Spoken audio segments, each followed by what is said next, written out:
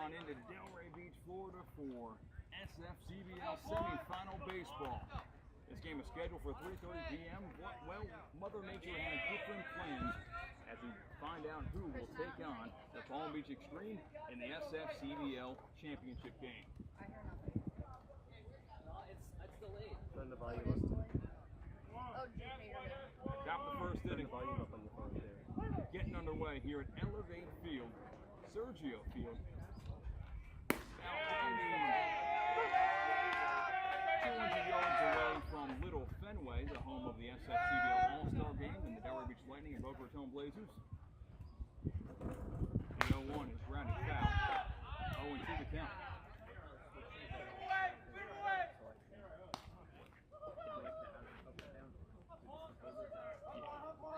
So that's Cameron's.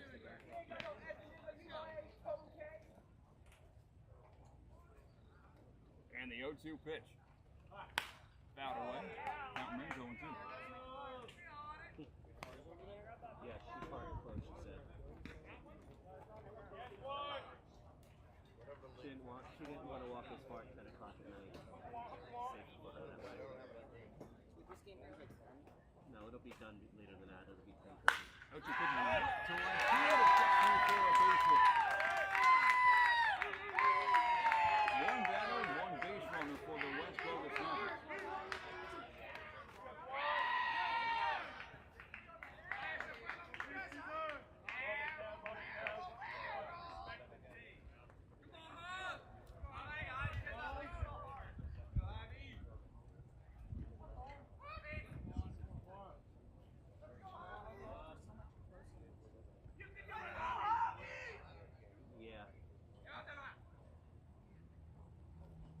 First pitch is taken for strike 0-1. Thanks for joining us here live on the SFCBL YouTube channel. I know the schedule has changed quite a bit, not only time but location. About 30 minutes away, a little bit less than that from the original site for this game. This field did not get hit nearly as hard with the rain showers and thunderstorms that Palm Beach Atlantic did, missing inside 1-1. On the mound, starting pitcher for the Florida Pokers, Antoine Harris from Chalmette, Louisiana. 6.04 ERA this season and 28 and 1/3 innings pitched with 32 strikeouts. Avi Soto in the box for the Snappers. Runner on first base and the pitch.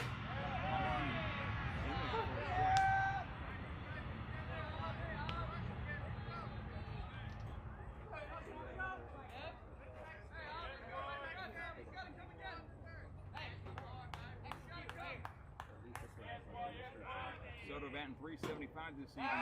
Throw over to first. It's a close play, but back safely is the runner.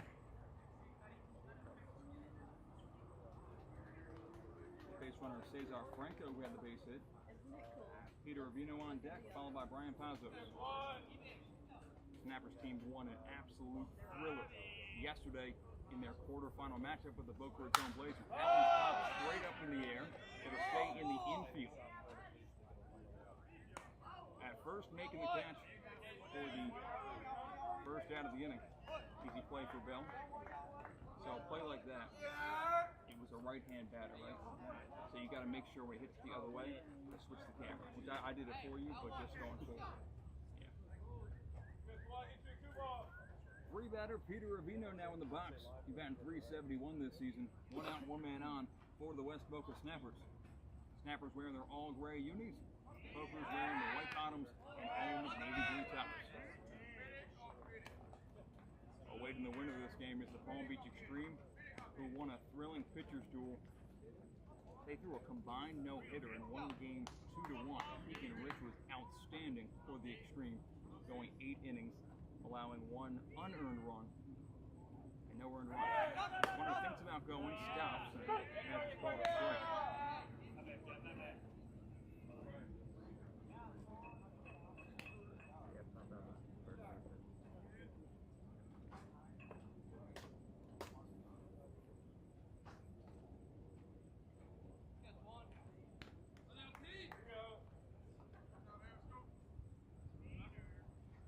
Antoine Harris delivers that one inside.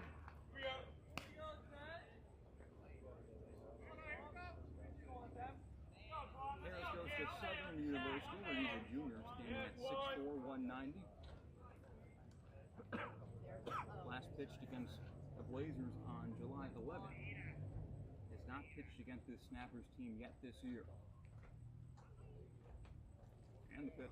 Also a little bit too low.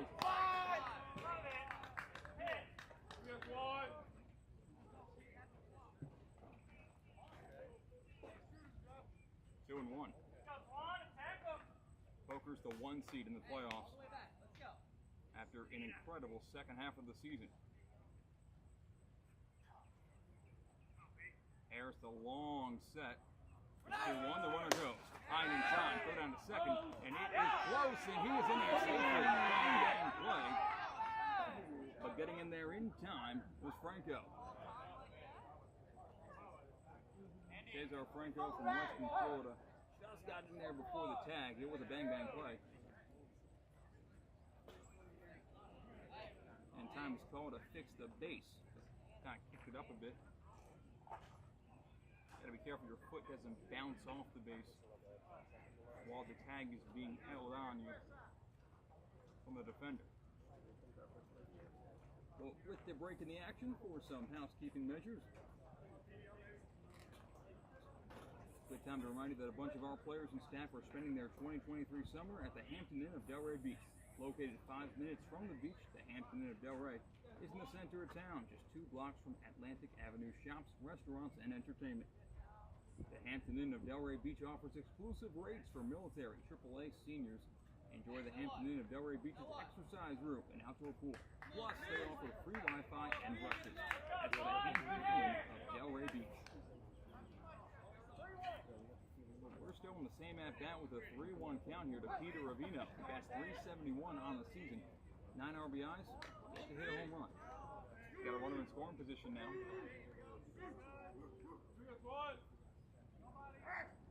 And the pitch. This one a little bit low. Ball 4, taking his base for runners on first and second. 1 out.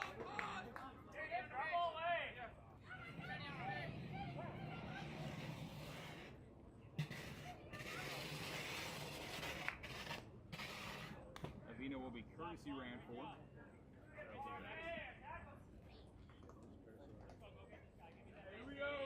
Get some speed on the base pads. You got to use that rule as much as you can. No reason not to. Brian Pazos now digs into the box. We saw all the power he has in his bat just yesterday. Hit a no-doubter 2-run home run in the bottom of the top of the first inning, taking on the Boca Raton Blazers. Smacking over the fence at Palm Beach Atlantic. And that same ball will also leave the ballpark here. Ball doesn't carry that much, but the dimensions don't lie. Only 325 down both the right and left field line.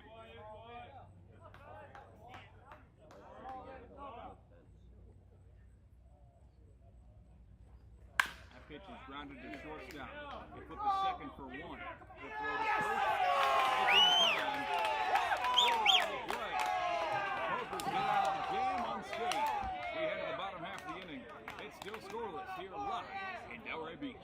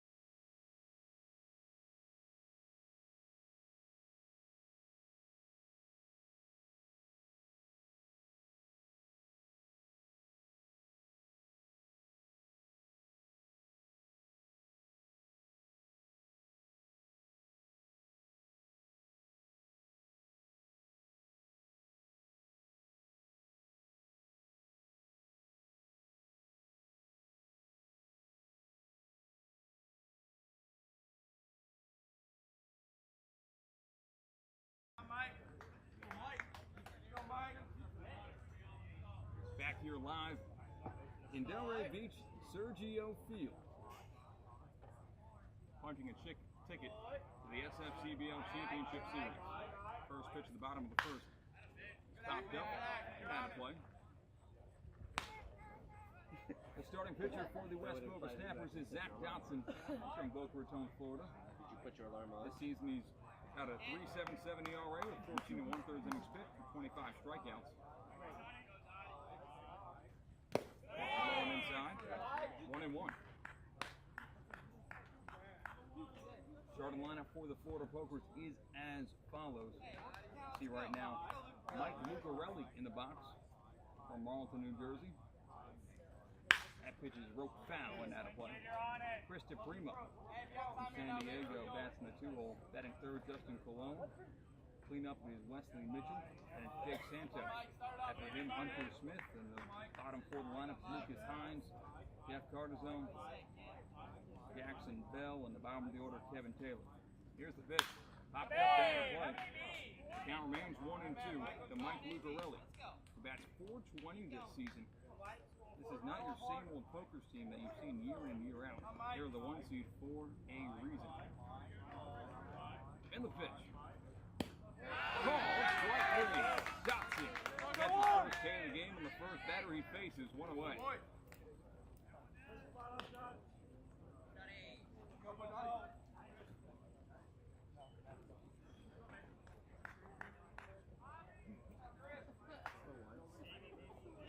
Lucarelli retired. That does bring up Chris DePrimo, who's batting .395 in 2023. First pitch still misses a little bit, or actually bottom of the zone, 0-1. So that's got to be noted for DePrimo. That low strike call will be there this evening. Really, that should be known for the rest of the players on both teams. Jack Schwinn didn't go around, 1-1. No, Survivor Island.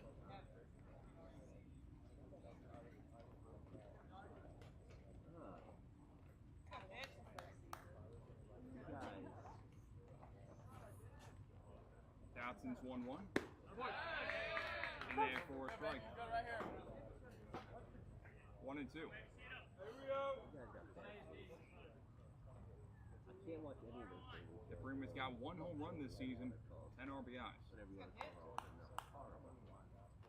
And the pitch. Cut on the mix, the high cheddar gets DePrimo swinging for the second out of the inning. 2 up, 2 down. Both Ks. In the 3-hole, that brings up Puerto Rican product from Aguada, Justin Colon.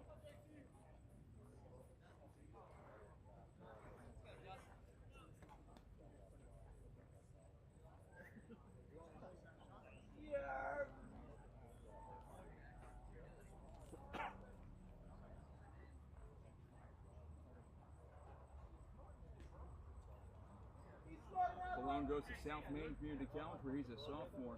Stands at 5'5". Crucial part of this Florida Poker squad.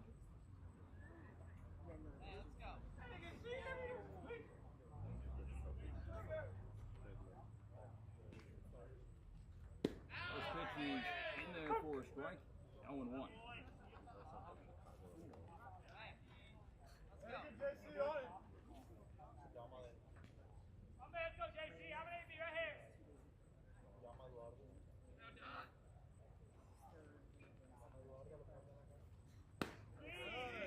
That pitch just misses a little bit too tall. 1-1 to Colon.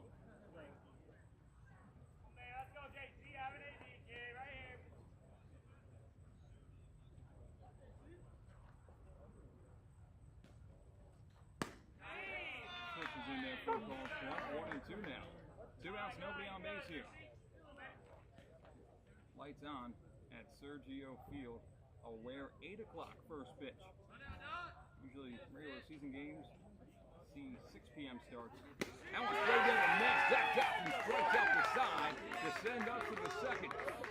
0-0 here live at Sergio Field. It's no different than driving on the road. I mean, the lights are never on here either.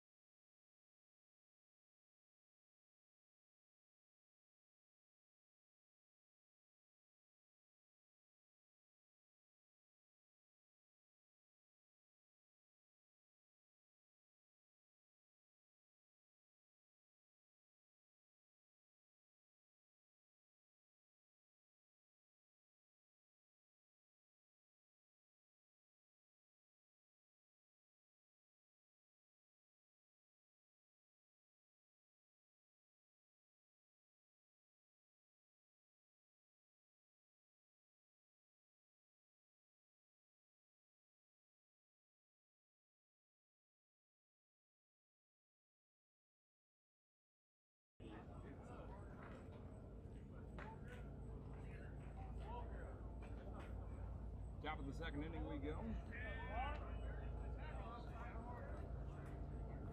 Harris still on the mound. His first pitch.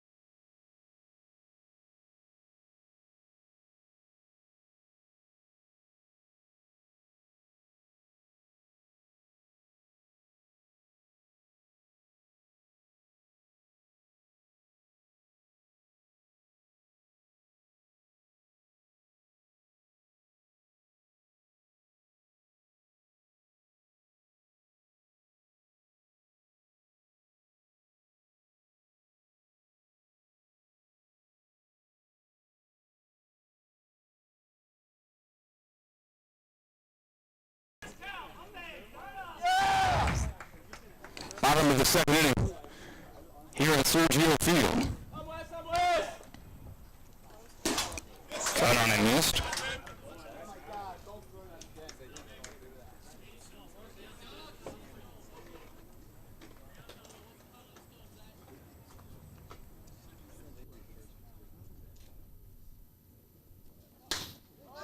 Line drive, right field. It's a base hit. Off the bat of Mitchell. Leadoff man on for the Florida Pokers.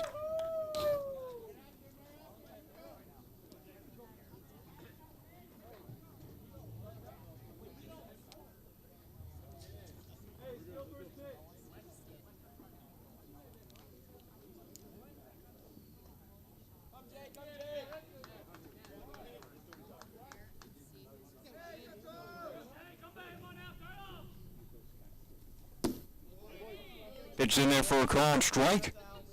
0-1.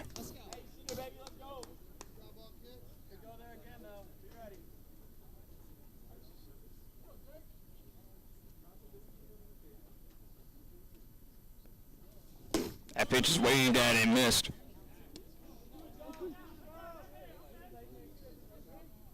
0-2. Dodson back on the mound after striking out the side in the bottom of the first inning.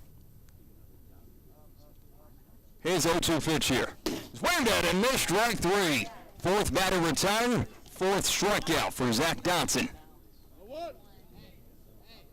You know, he averages almost a strikeout and a half per inning pitched this season. 14 1/3 innings pitched coming into this game with 25 strikeouts coming into this game. But Dodson is really showing his stuff.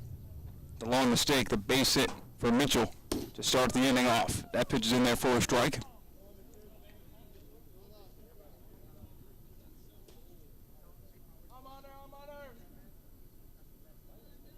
In the box is Hunter Smith.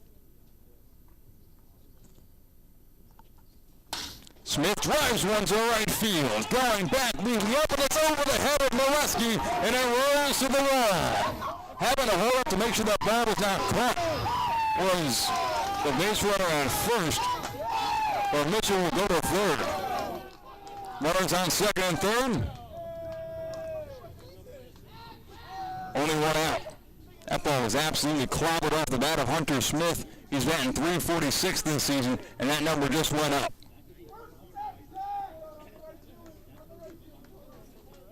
Molesky was backpedaling, and then all of a sudden leaps up, and he was just over his mitt and rolls to the fence out here.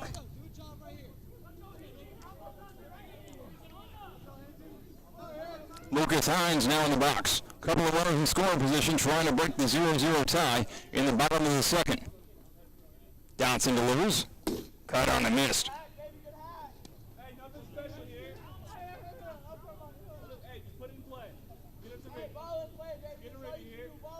Snappers playing back. They're going to sacrifice the run for the out. That pitch drops in there for a called strike. 0-2. Carzone on deck, followed by Bell and then Taylor for the Pokers.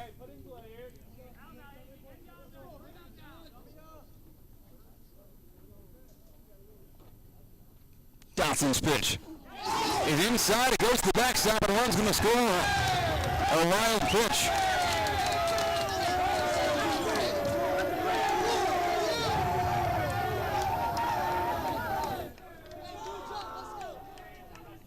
Pokers on top, 1-0 on the wild pitch. Looked for a second that almost hit the bat of Hines and deflected back, but it did not. Now one on third base and still one out. And a 1-2 count. Dodson's pitch. Curveball that just misses. 2-2.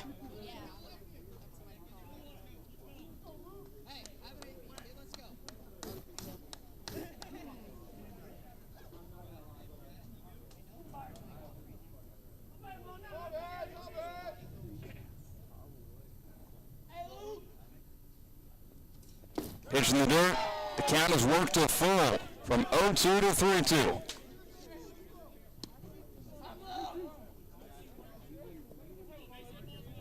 Light shining bright here at Sergio Field, just down the road from Little Fenway in Delray Beach, Florida.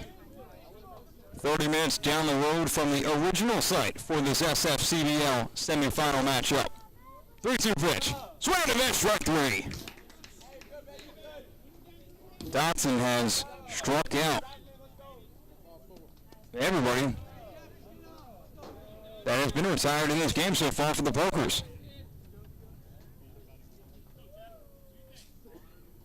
No outs put in play quite yet after Hines is K'd.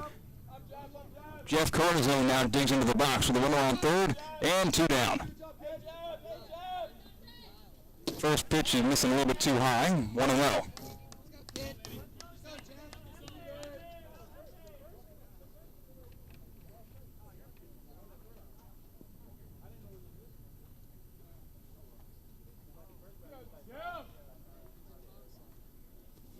That pitch is waved at and missed.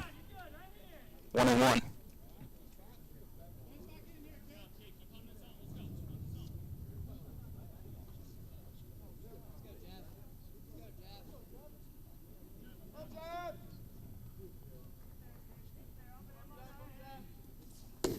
That'd be a called strike two. 1-2 now the count here to Jeff Cartazone.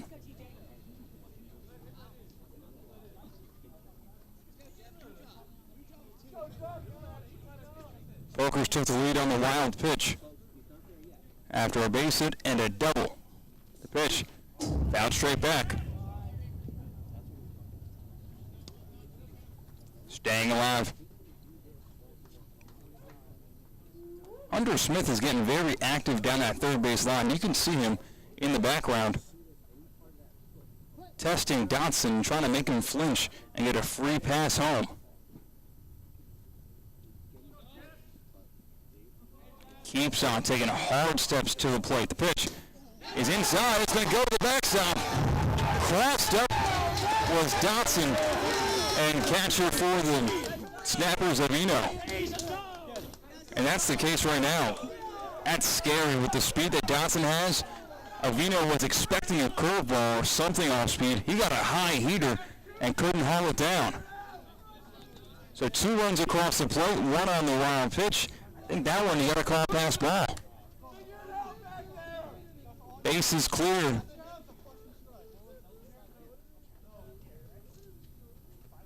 With 2 outs. Dotson delivers. Curveball. That one just misses. Must have been off the plate. You've got the same angle I have at home. It was definitely between the knees and the numbers.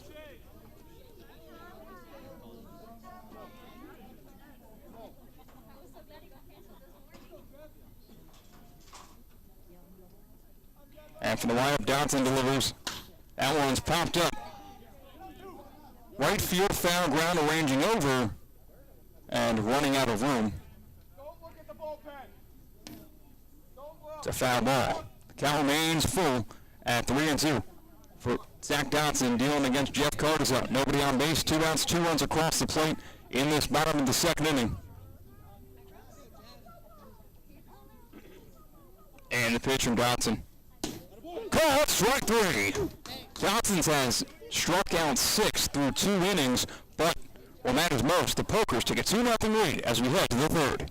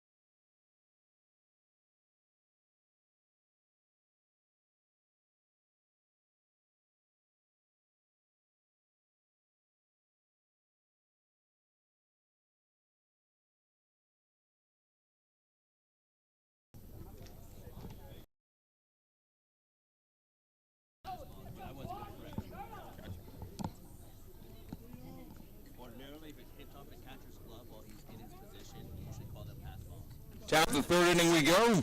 First pitch is in there for a strike. 0-1. Harris still on the bump for the Florida Pokers. So 2 runs come across the plate for the Pokers, both officially ruled pass balls. And the 0-1, waved out and missed. 0-2. Harris now pitching with a lead for the first time this evening. DeVito in the box for the Snappers. And the pitch to Charlie DeVito was checked, swung at. Did he go around? No, he did not. 1-2.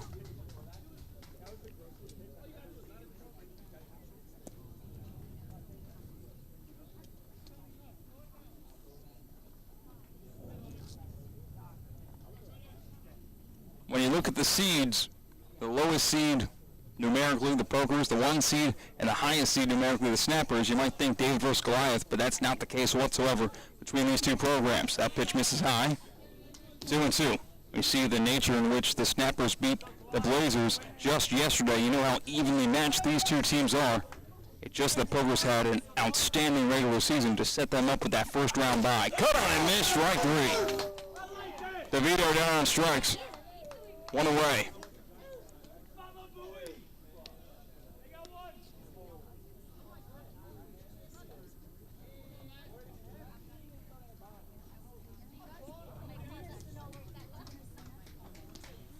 That brings to bat Matt Lashley with nobody on and 1 out.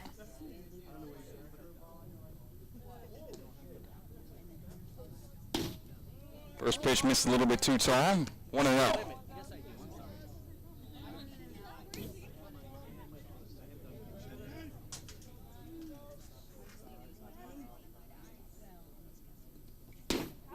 That pitch is in there for a called strike.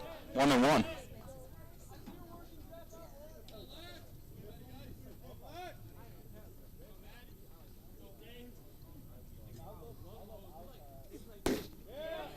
That's another called strike. 1-2 now.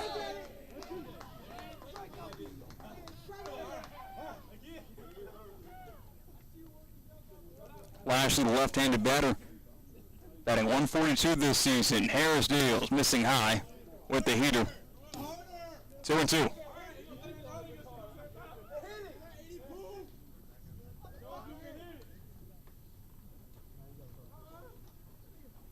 And from the windup, the 2-2 delivery is grounded back.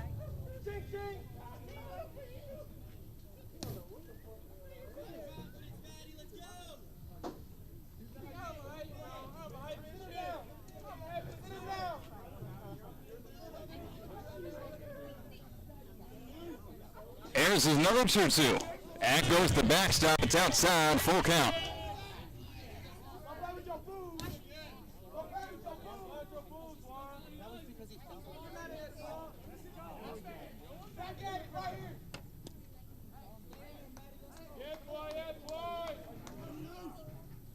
And 3-2.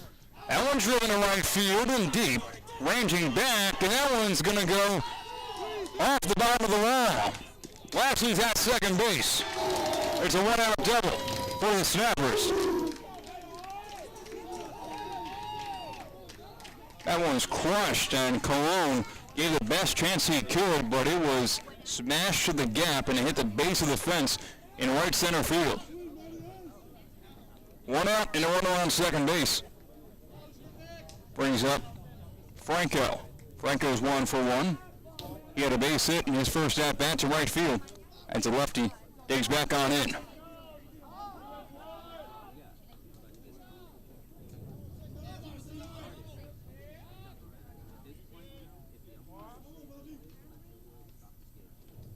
First pitch, missing outside.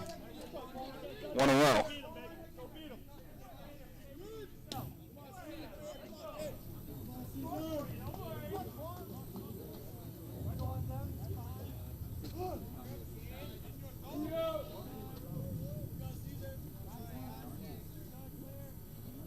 And the 1-0 to Cesar Franco.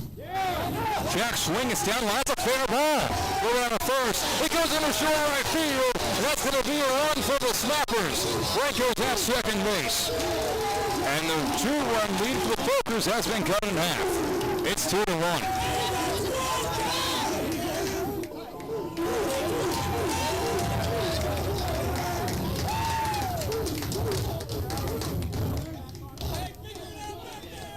That ball, you almost had a perfect look at it. Actually, you didn't, unfortunately. But we had it here from the booth. That ball was down line, looked like it may have kicked foul. It hit a rock, it hit something, and all of a sudden bounced about 3 or 4 inches clearly in a fair ground, where Carlson had no choice but to field that ball and try to make a play on it. Unfortunately for him, it was a big E2 that allows the run to score, and it allows the runner to go from not only being safe at first to going all the way to second. So Franco puts the ball in play, and good things happen with the swinging bunt.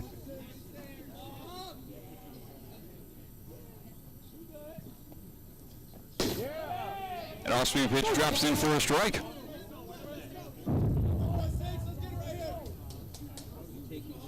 0-1 to Javi Soto, who's 0 for 1 today.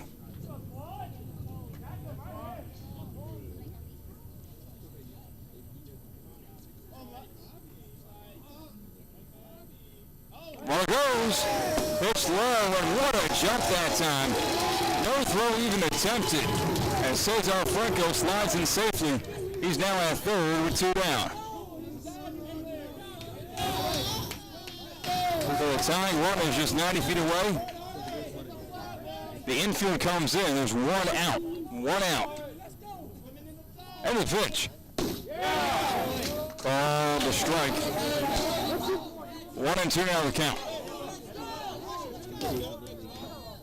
Sense of urgency. These teams have waited all day to play one another.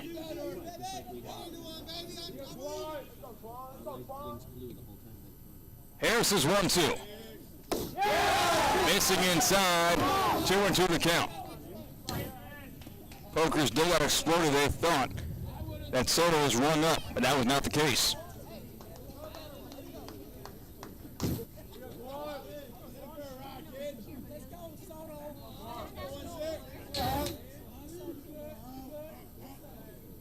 And the 2-2. Off-speed pitch, just getting a piece of it was Soto, and that is not where you want to get hit with a baseball if you're behind the plate. Ball deflected down to the sensitive area of Jeff Cartazon, and he's going to take every second he can because that does not feel good whatsoever. The count remains 2-2 with the runner on third base and only 1 out. During the break in the action, thank you to the Palm Beach County Sports Commission for supporting the SFCBL. With world-class playing and training facilities and an extraordinary year-round climate, discover the Palm Beaches for all of your sports needs. Whether it's your passion or your pastime, discover world-class sports in the perfect place, the Palm Beaches. For more information on facilities, grants, memberships, events, and more, visit palmbeachsports.com. That's palmbeachsports.com.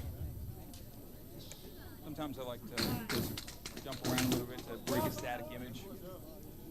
Kind of get boring.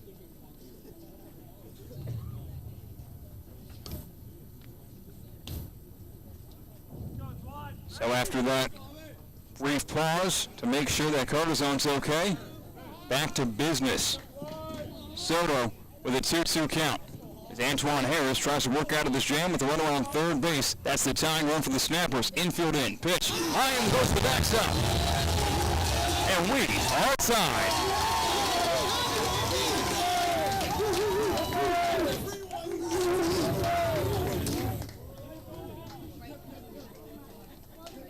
Harris missed his spot by a mile.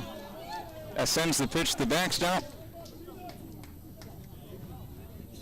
And we've seen sloppy baseball, just like the weather today in Palm Beach. Allowed 2 runs across the plate. Wild pitches, passed balls, errors. And the 3-2 pitch. Round ball foul. Long at bat. Pitch number 8 on the way from Antoine Harris.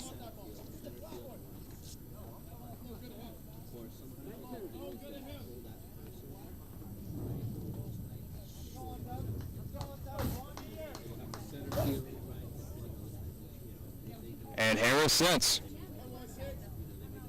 The pitch. Swinging and missed the ball in the dirt. Cartazon's going to throw it down to first to complete the strikeout, and he will. A good stretch at first base from Bell to complete the out. 2 away.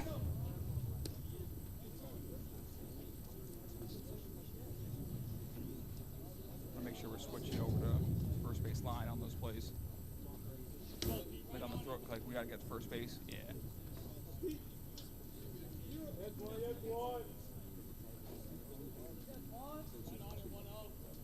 So Soto strikes out. Here's Peter Avino in the box, who's 0 for 0 with a walk in his first at bat. First pitch he sees is in there for a called strike. 0-1.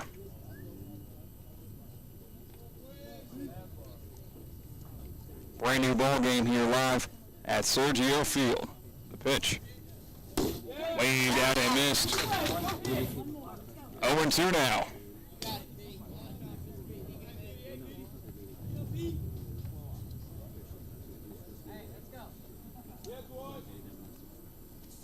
Swing and miss, strike 3. Avino down on strikes. And that will end the top of the third. To the bottom half of the inning we go. It's a brand new ball game tied at 2 runs apiece. The Pokers are coming to bat next here live at Sergio Field.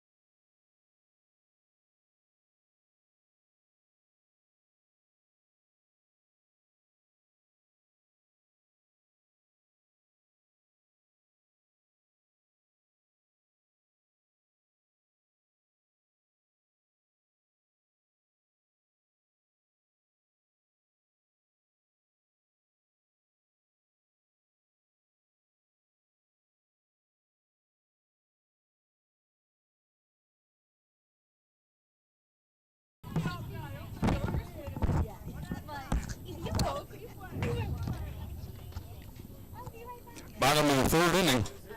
Let's go, Jackson. Get us started. First pitch is missing low.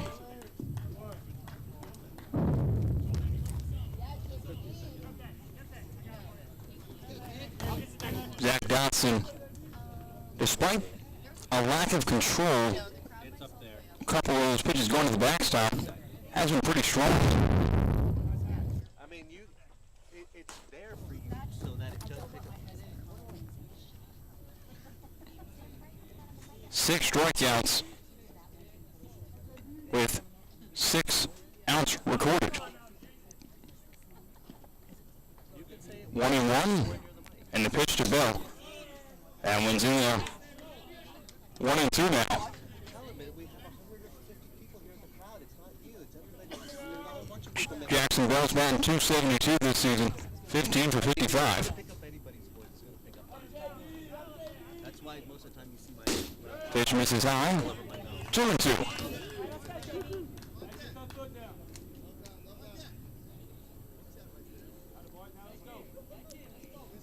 And from the windup, Zach Dotson deals. Curveball swung and missed.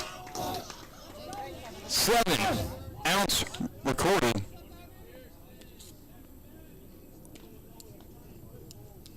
Seven strikeouts recorded from Zach Dotson. I don't know what Jackson Bell saw for a second. He busted down the first base line as if it was a drop third strike or something of that matter. That wasn't the case. He's just out.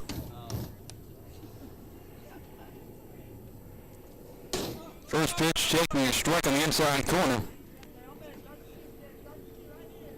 0-1 to Taylor. Kevin Taylor is from Thousand Oaks, California. Pitch is cut on and missed.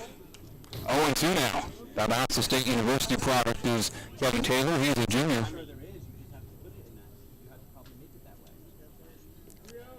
Deep breath in and out the pitch.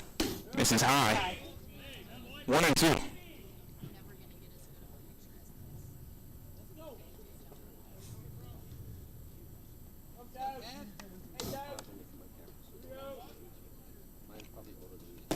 Called strike 3, Zach Dotson. Are you kidding me? 8 strikeouts through 2 2/3 innings.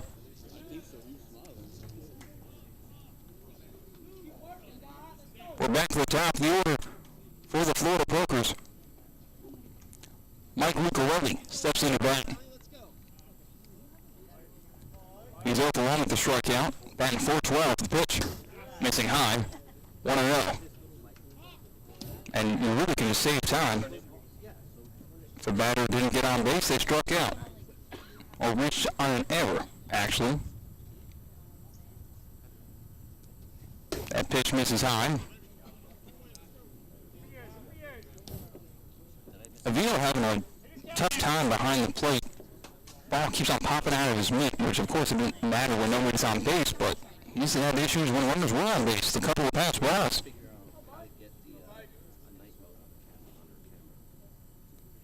And it's a row. Missing high and inside. 3-0 now to count to Mike Lucarelli.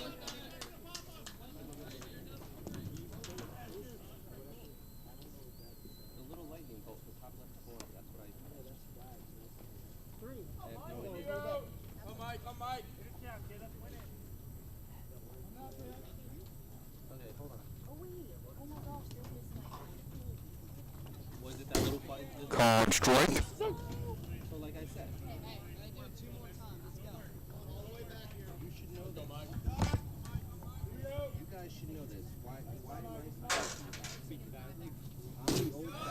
And another one swung and missed. Yeah. Let's go, Mike. You got this.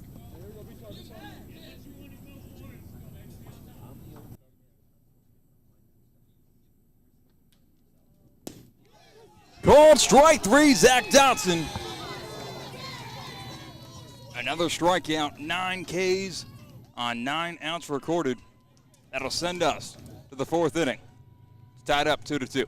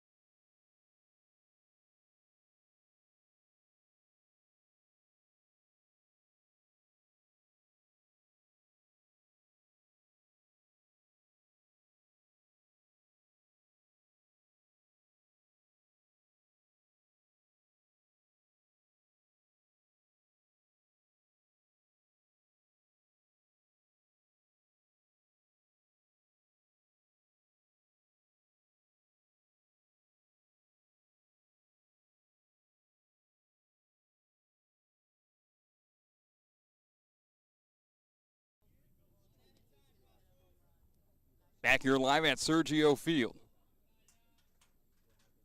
All tied up at 2 runs apiece between the Pokers and the Snappers. Snappers at bat here 1/3 through the game.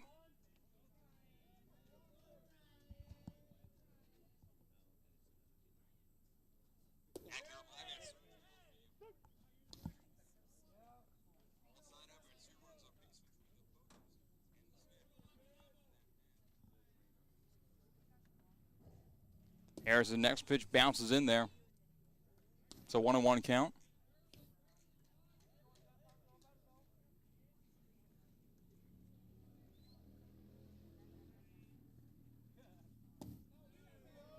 That ball misses. 2-1.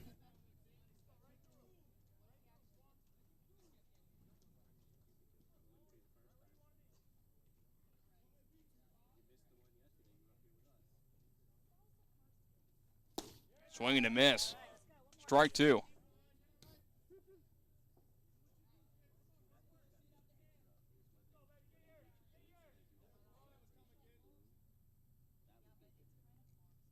And the 2-2 pitch from Harris. Curveball and misses low and outside.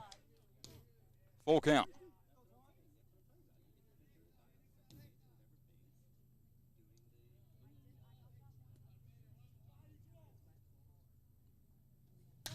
Line the other way. And it is going to be caught on the fly. Ranging back into the alleyway was Colon, and he makes the catch.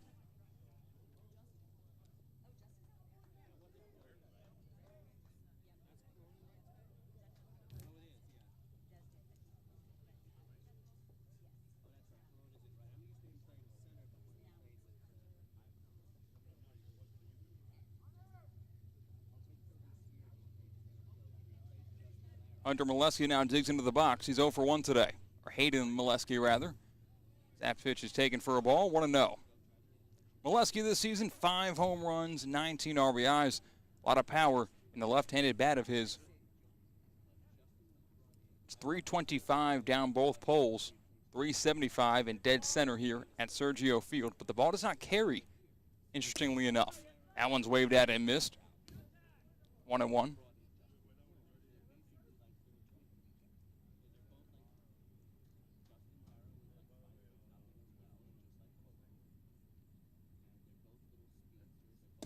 Swing and a miss. 1-2.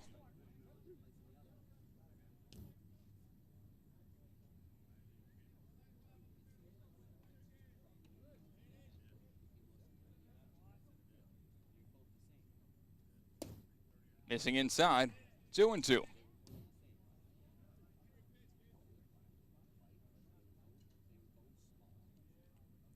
A fun one here live at Sergio Field at 8 p.m. first pitch. Curveball misses outside. Full count.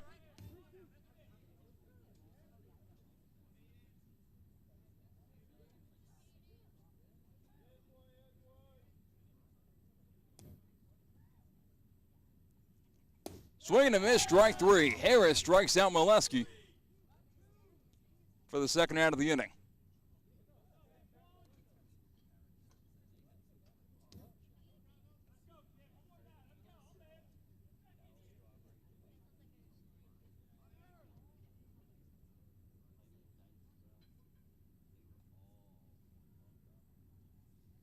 First pitch looking low for a ball, 1-0 count.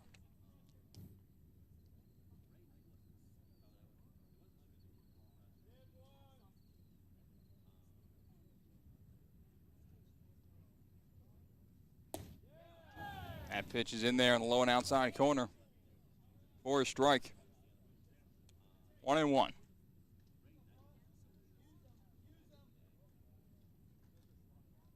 Grosso in the box, and the next pitch to him is driven down the left field line. That's going to be a fair ball, and Duncan for a base hit. Grosso rounds the bag at first, and he's in there safely with a double.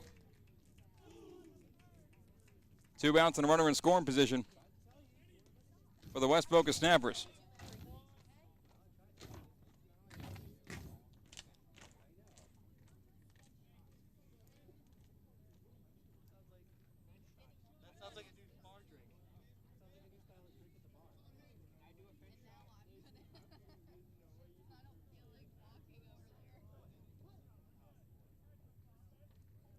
So runner in scoring position for the Snappers in a tie ball game. Harris deals. Pitch in there for a strike, 0-1. Henry Alfonso now in the box for West Boca.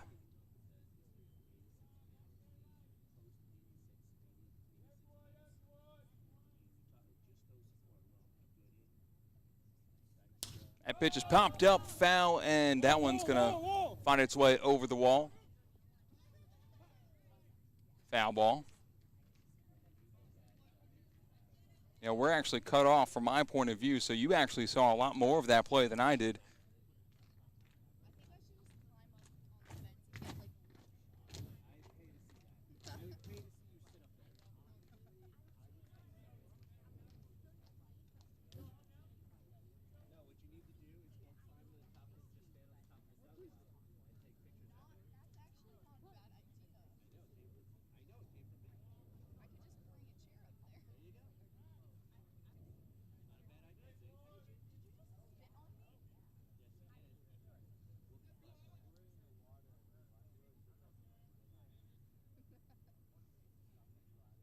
And Harris deals this pitch. Check swing, the ball's low. Did he go around? No, he didn't. As it's called a ball.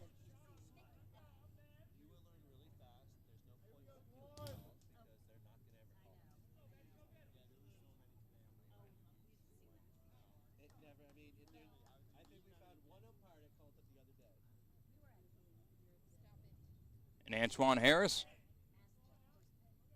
sets. And is 1-2. Swing and a miss. Strike 3. Down on strikes goes Alfonso, and Harris gets out of the inning. Still tied up 2 runs apiece as we head to the bottom half of the 4th.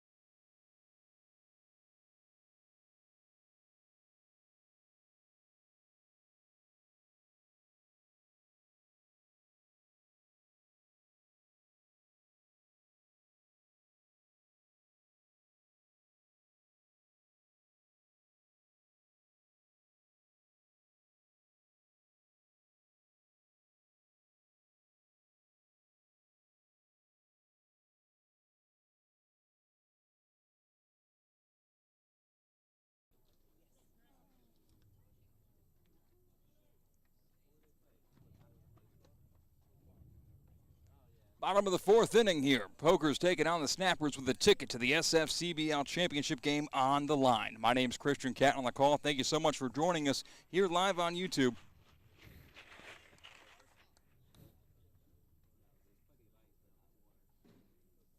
First pitch of the inning is in there for a strike, 0-1.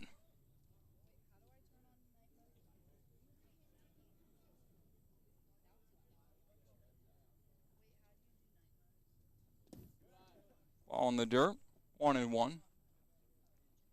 Due up this inning, facing off against Zach Dotson, who has 9 strikeouts through 3 innings pitched. Not too hard to do that math. Everyone who's gotten out has been via the strikeout.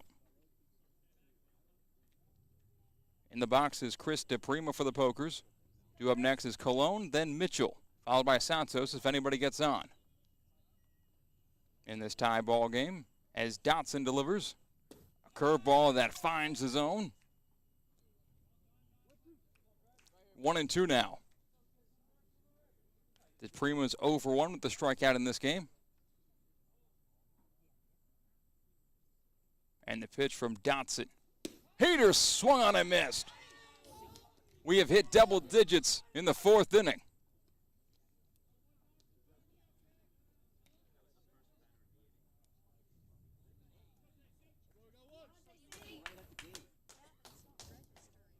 So 10 strikeouts for Zach Dotson. Up next to the plate is Justin Cologne.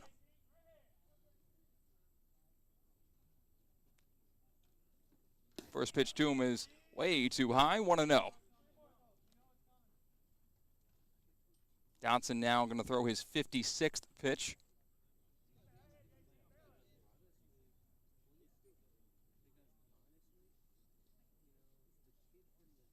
That one's popped up, and that one will tail very far foul and out of play.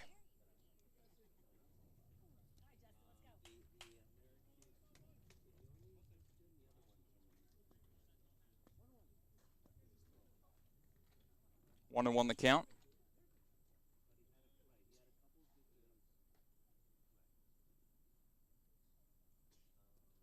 That pitch is way high and inside. 2-1. Maybe able to see it on your screen. That shortstop, Lashley, is like getting attacked by bugs or something. He keeps on dancing out of the way.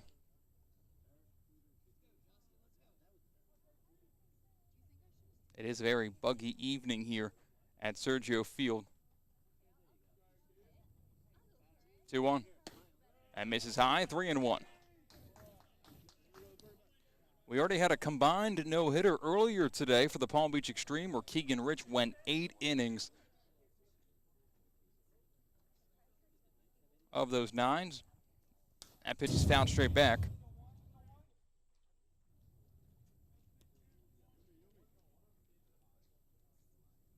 And the count is now worked to full.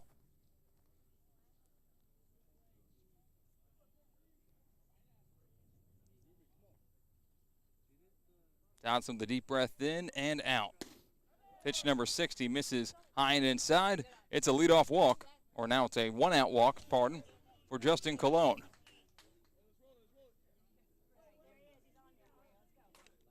Wesley Mitchell now digs into the box with the runner on and 1 down.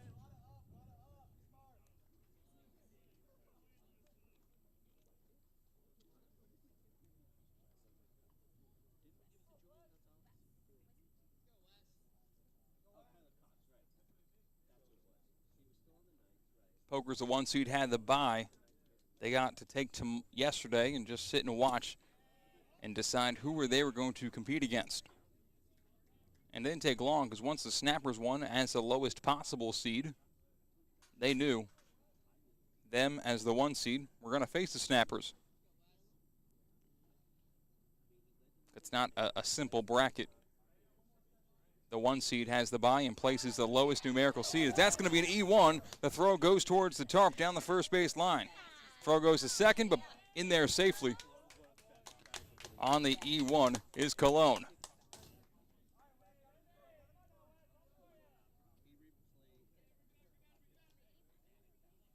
So he's in scoring position.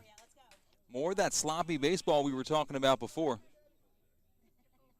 Pass balls, wild pitches, errors. A lot of them.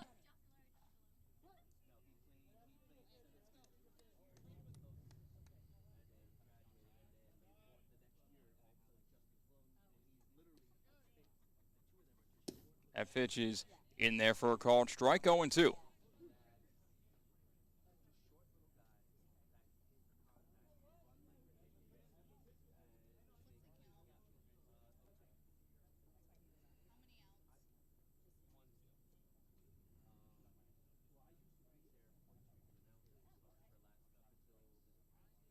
Dotson deals. That ball's low in the dirt.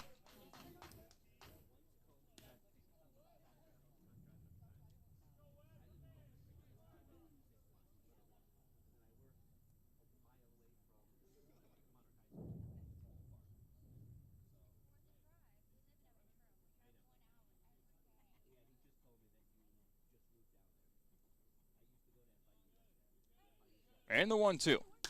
Ground ball put in play. Finally, a ground ball to shortstop. Glove fired to first. In time for the second out of the inning. Matt Lashley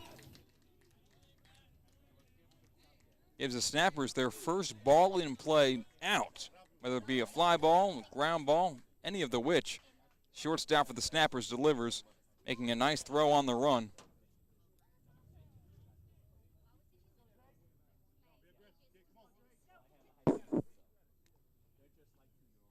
So runner on third base now with 2 outs.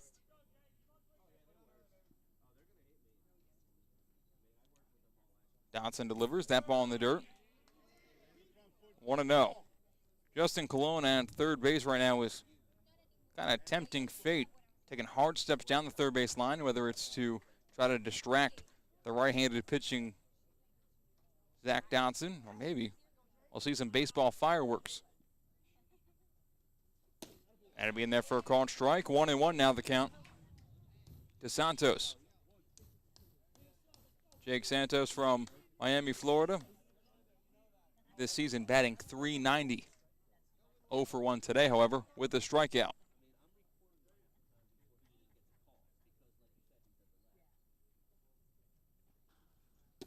Pitch misses high.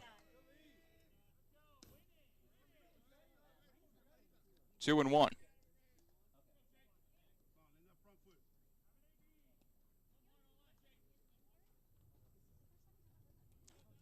Go ahead run for the Pokers, just 90 feet away, but there are 2 outs.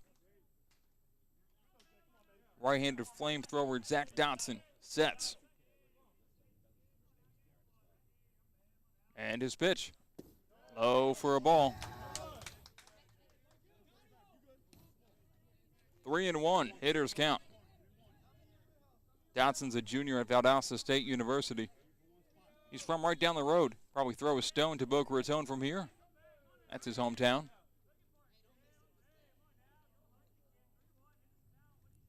And the 3-1 pitch. That one's driven to right field. It gets through for a base hit.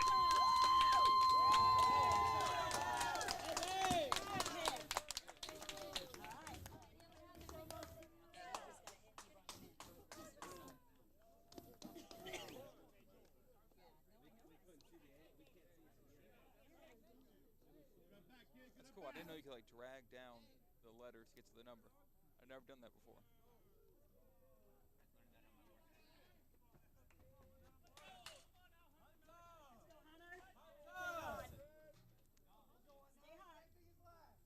Three to 2. Pokers on top of the Snappers. Here in the bottom of the 4th, the pitch is grounded back.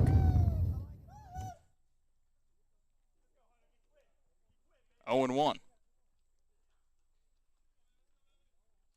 After that Santos RBI single, that brings up Hunter Smith. Smith crushed an RBI double in his first at-bat. Here's at-bat number 2 for the lefty.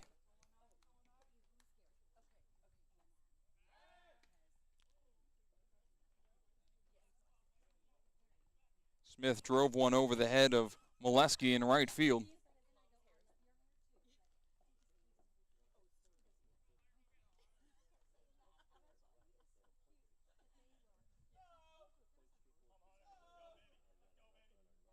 Dotson deals. Swing and a miss. 0-2 now.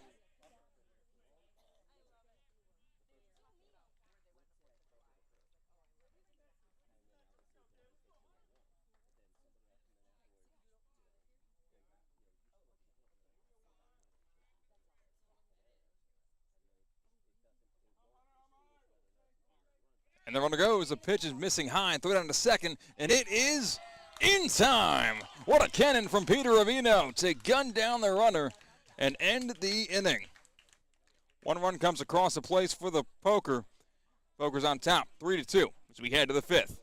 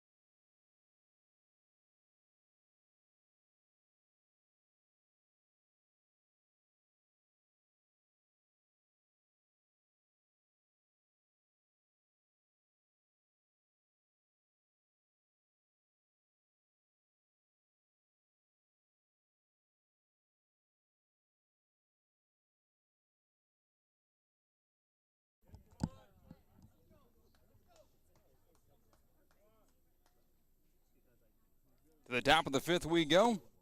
First pitch misses for a ball out of the hand of Antoine Harris. 1-0. Christian Cat on the call, now joined by my friend and teammate and partner. That bunt's dropped right down the back of the mound. Harris fields, fires to first, and he's out. Bang, bang play. Who made that play? The catcher or the first or the pitcher? Who made the play, the catcher or the pitcher?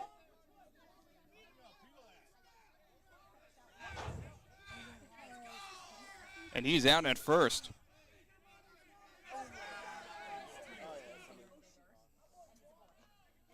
Harris had a lot of pressure on his shoulders when he hopped off the mound to make the play. Can I peel that?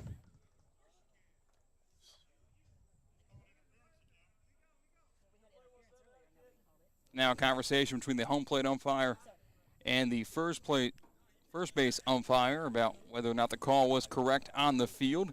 It's a bang-bang play. He was called out.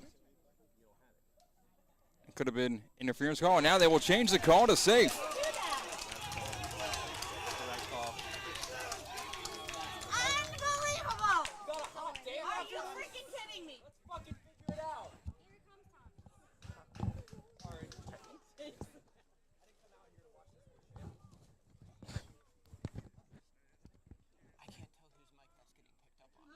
Unbelievable! It is right there. It's a little loud. Let's go. Turn 2, guys. Steps away. Having trouble with the audio. It's loud. That's what it is. Your level is so high.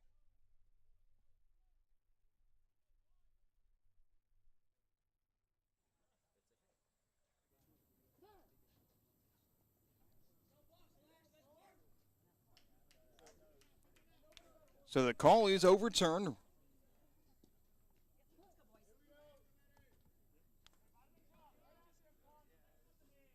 Runner now on first base with nobody out. As I was said before that bunt was dropped down, I'm Christian Cat on the call alongside Zane Watson. That one drops in for a strike. Pleasure to be here. Yeah, Zane, busy day, no? Yeah, absolutely.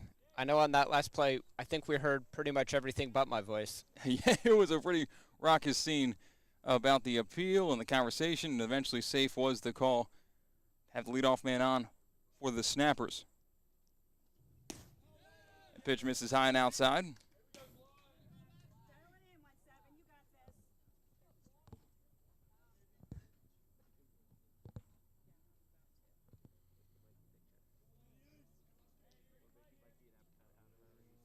Lefty Lashley had a base hit his first time up. Actually stretched it into a double. Smashed one of the gap in right center field, and he's got the speed to beat it out. Snapper shortstop showing off the wheels last time up. Antoine Harris did make a nice play off the mound. I mean, no doubt about it on that play that was eventually overturned, but didn't get the call that time. And here's his 1-1 pitch to Lashley. The heater's in there for a called strike on the outside corner. 1-2.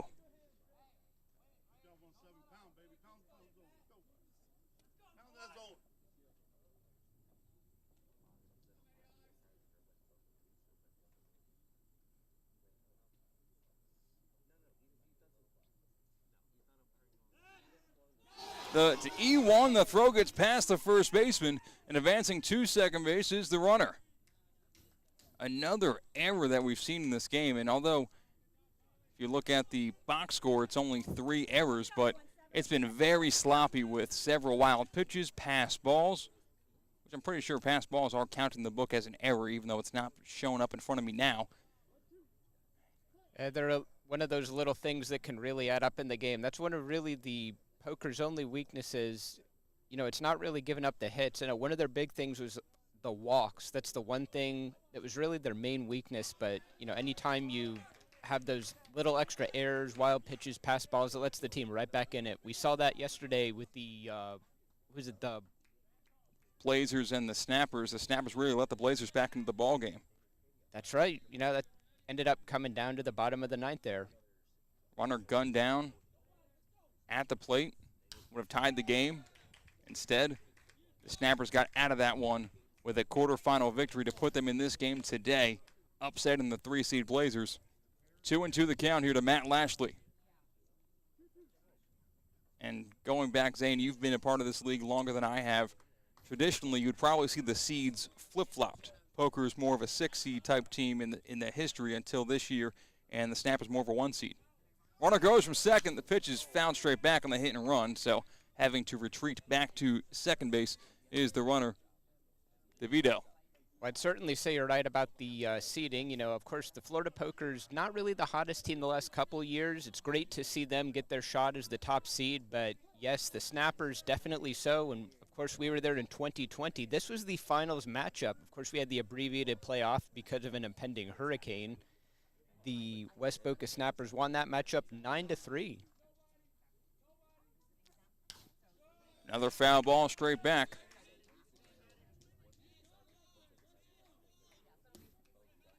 Charlie DeVito just, or Matt Lashley rather, keeps on plugging away. As this is going to be pitch number 8 in the at-bat. Runner on second, nobody out here in the top of the 5th.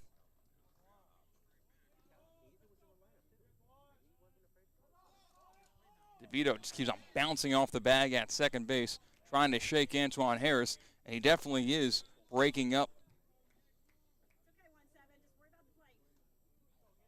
just any kind of routine, any kind of rhythm.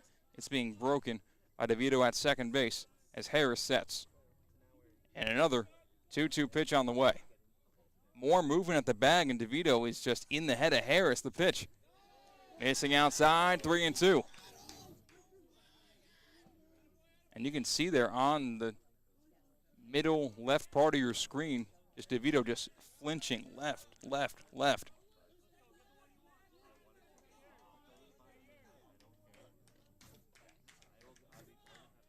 He gets further and further off the bag. The Pokers try to keep him close. That pitch is cut on and missed. Lashley down on strikes.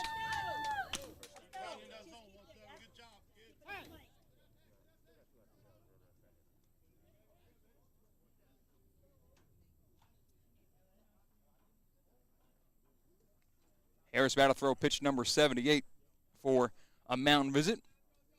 And while there's a break in the action, good time to remind you that Atlantis Bahamas is a proud sponsor of the SFCBL. Atlantis is just one mythical resort, but there are 5 different ways to experience it with 5 different hotels available. Choose between the Cove, the Royal, the Coral, the Reef, and the Harborside Resort to decide which Atlantis Bahamas hotel stay would best suit your vacation needs.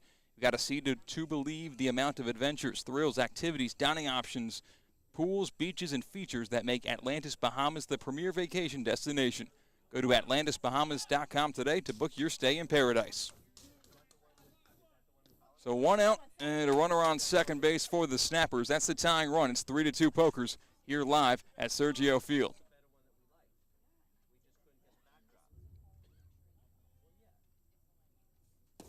That pitch is in there for a called strike.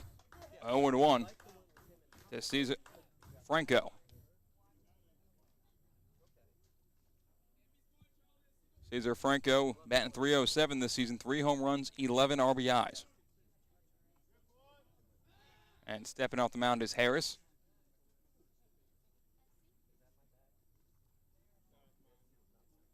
DeVito's really breaking out all the antics at second base.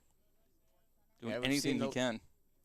Yeah, we've seen a little bit of that from both teams' base runners.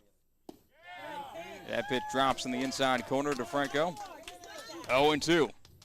Just trying to get in their heads a little bit, maybe try and draw a balk if you can. It's the playoffs, you got to give a little bit extra. Any percentage of focus you can take away from the batter and keep it on yourself as a runner is a good thing. Line drive, one hopper at second. Play made by Taylor, throws to first, and that's the third and final out of the top of the 5th inning. We are halfway through it here, live at Sergio Field. Bottom of the half coming up next. It's the Pokers on top. Pardon me. Thought it was the third and final out. I saw on the mound, Harris walking off the mound, and I started going through the rambling, throwing to break, but that was only the second out of the inning. Advancing from second to third was DeVito.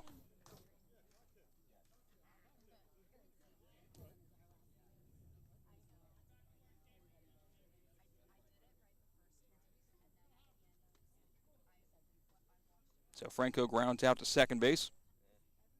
That brings up Javi Soto. First pitch to him misses high, 1-0. Soto is 0 for 2 today. Batting .362 on the season.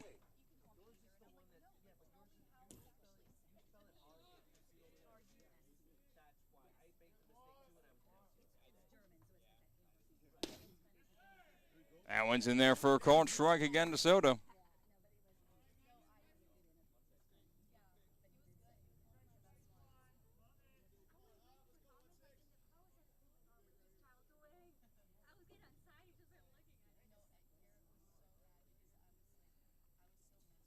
That pitch is waved out and missed in the dirt. 1-2 now the count to Soto.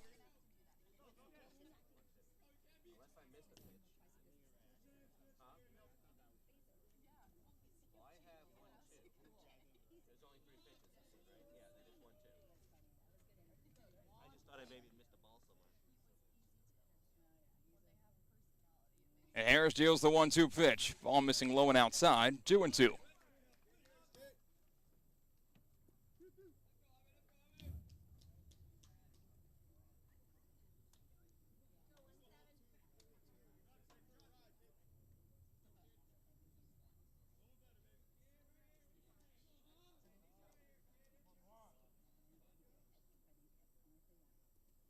That pitch is fouled back.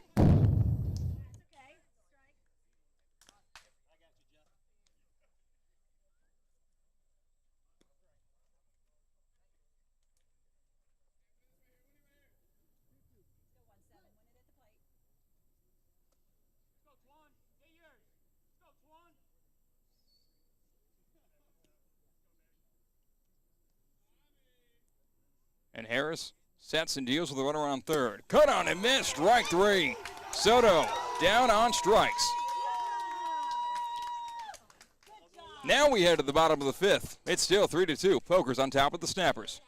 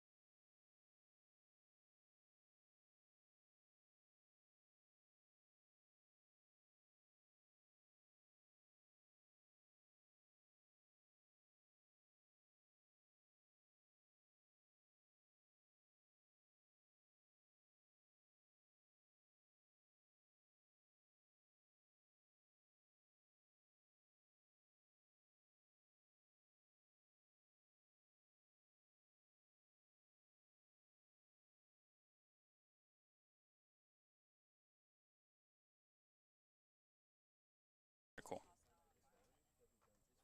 Back here for the bottom of the fifth inning. Zach Dotson still on the mound for the West Boca Snappers. Deals that pitch low. 1-0.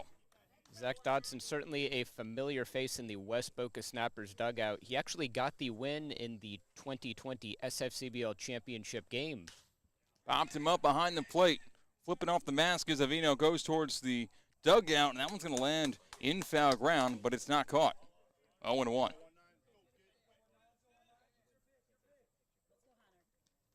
Yes, as you mentioned before, these two teams were in the championship game in the playoffs in 2020, and Zach Dodson, as you mentioned, got the win in that game. They certainly did. And the Pokers, you know, of course the Snappers came in as the 1 seed. They got the bye. The Pokers made a heck of a run like I've never seen before. Well, until maybe the Snappers the next year, but Snappers need one more win to call it a run, right? I think you got to get to the final in a 3-round playoff. There's an upset and there's a run. 1 win equals an upset, 2 wins, and making to the championship. Then you can call it a run. Yeah, the Pokers certainly in 2020 went on a run, defeating both the Fort Lauderdale at the time Knights and the Palm Beach Diamond Ducks. Swing and a miss. Smith down on strikes for the first out of the inning.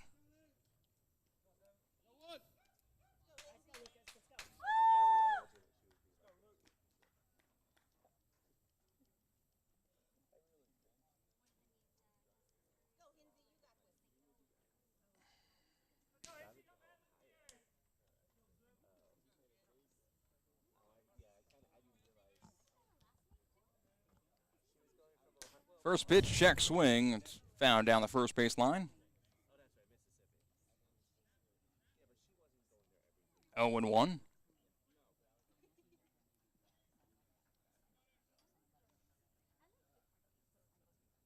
Lucas Hines in the box for the Pokers.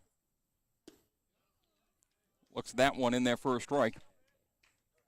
0-2 now.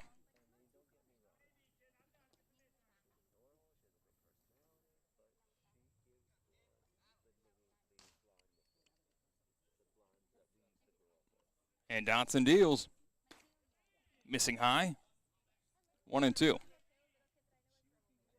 Talking about it all game, Zach Dotson continues to strike out the Pokers. 11 strikeouts in 4 1/3 innings pitched. We've certainly seen some great pitching this season during the playoffs. That's going to be a 3-hopper to shortstop. Gobbled up by Lashley. The throw to first. It's not caught. Ball in the dirt. And safe is Hines.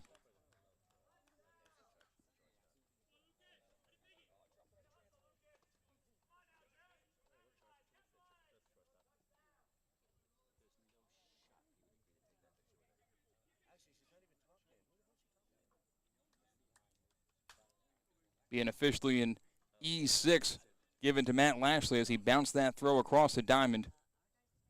Zaney just couldn't get it to him without hopping it there.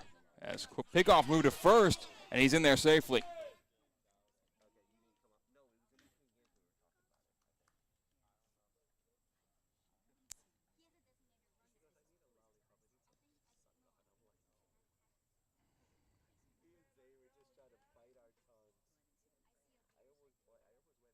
Another throw over to first, and another time back safely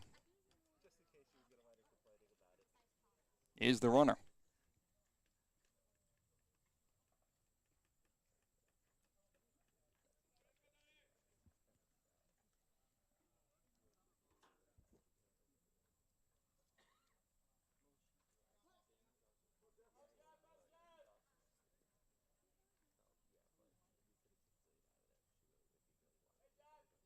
Another throw at a first base, and another time the runner is back safely. Zach Dodson paying close attention to Alfonso at first. Yes, and Alfonso with 8 stolen bases on the season. He's keeping a close eye on him there. We say Alfonso, of course, talking about Lucas Hines. Wait. We got the team switched. Number 7. Oh, no. Nothing. We're all good. Oh, I was going to say, did I miss a player switch or something? Oh, Jesus Christ, you guys scared me. Runner on first base with one out. The pitch finally is missing low. 1-0.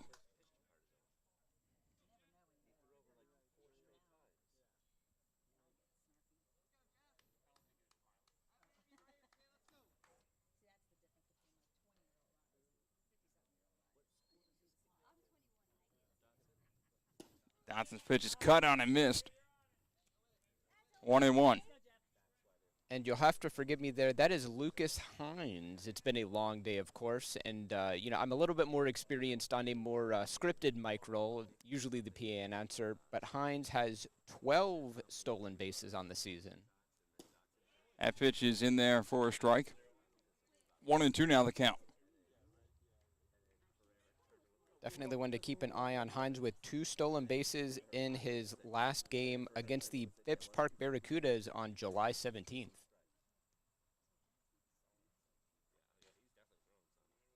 Johnson's pitch here is fouled back, just staying alive. As the count remains 1-2 to Jeff Cardizone.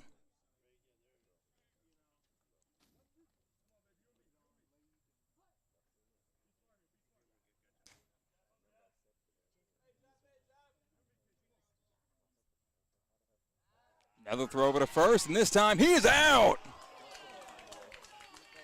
Picked off was Lucas Hines. He can't believe the call, but he'll have to walk back to the dugout. Eventually, Zach Dotson got closer and closer and closer, and then he did pick off Lucas Hines at first. Bases cleared with 2 outs.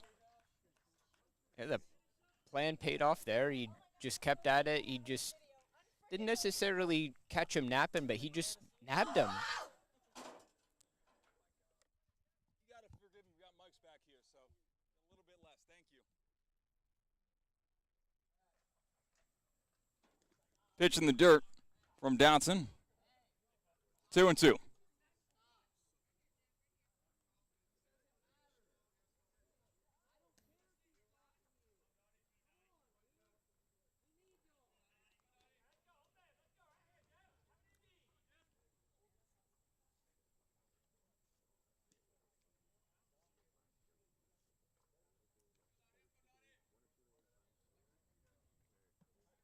Two outs, nobody on base. A 2-2 count here to Jeff Cardizone.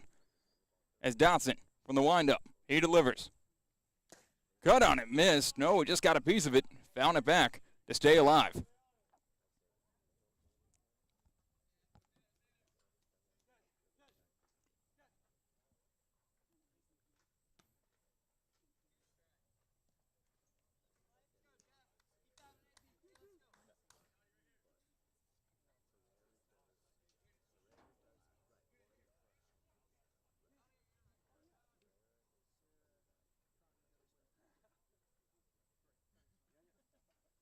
That pitch is found straight back. A Cardizone stays alive once again. He's batting .266 this season, 8 for 30.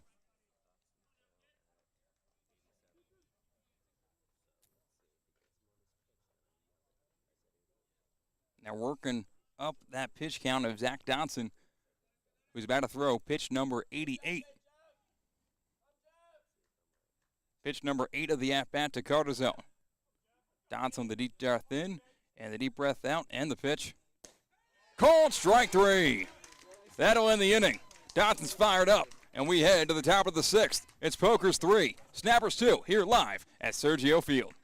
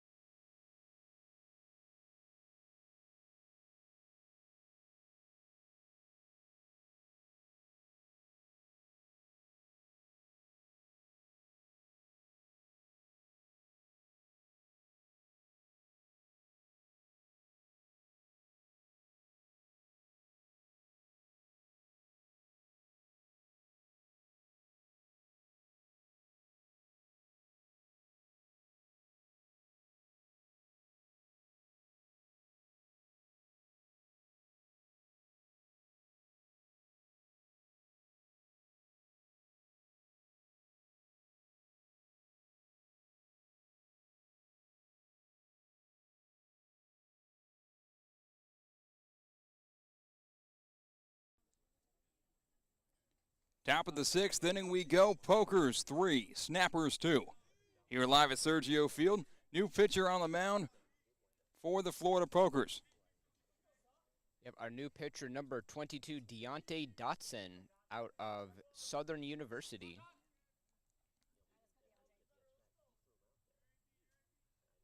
Waits a long time for the sign. Eventually likes it. By that time was called in the batter's box. Deontay Dotson, 3-1 on the season with a 3.90 ERA. He has 35 strikeouts and 30 innings pitched. The lefty delivers his first pitch, showing bump, pulling it back. 1-0.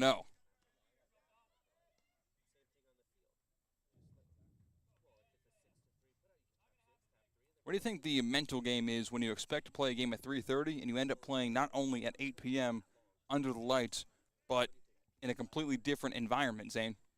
Well, I think that one's cut out, I missed. I think that it might get to you, as long as you get a good night's sleep. I definitely say I was rested up. You might get a little weary waiting, but, these guys, of course, are competing for the championship. They want to play.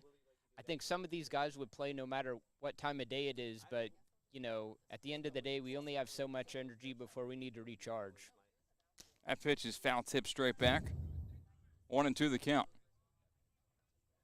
So far, I think we've got a pretty even matchup, a 3-2 game. Snappers on a tear. Pokers, of course, having a great regular season. I think we would have gotten this no matter what time of day we played it. Peter Avino in the box. He's 0 for 1 with a strikeout. The pitch. Called strike 3. Make it 2 of them. 1 down. And we now have a Dotson and a Dodson on the mound for both sides. Zach Dotson, of course, for the Snappers, and Deontay Dotson on the mound for the Pokers.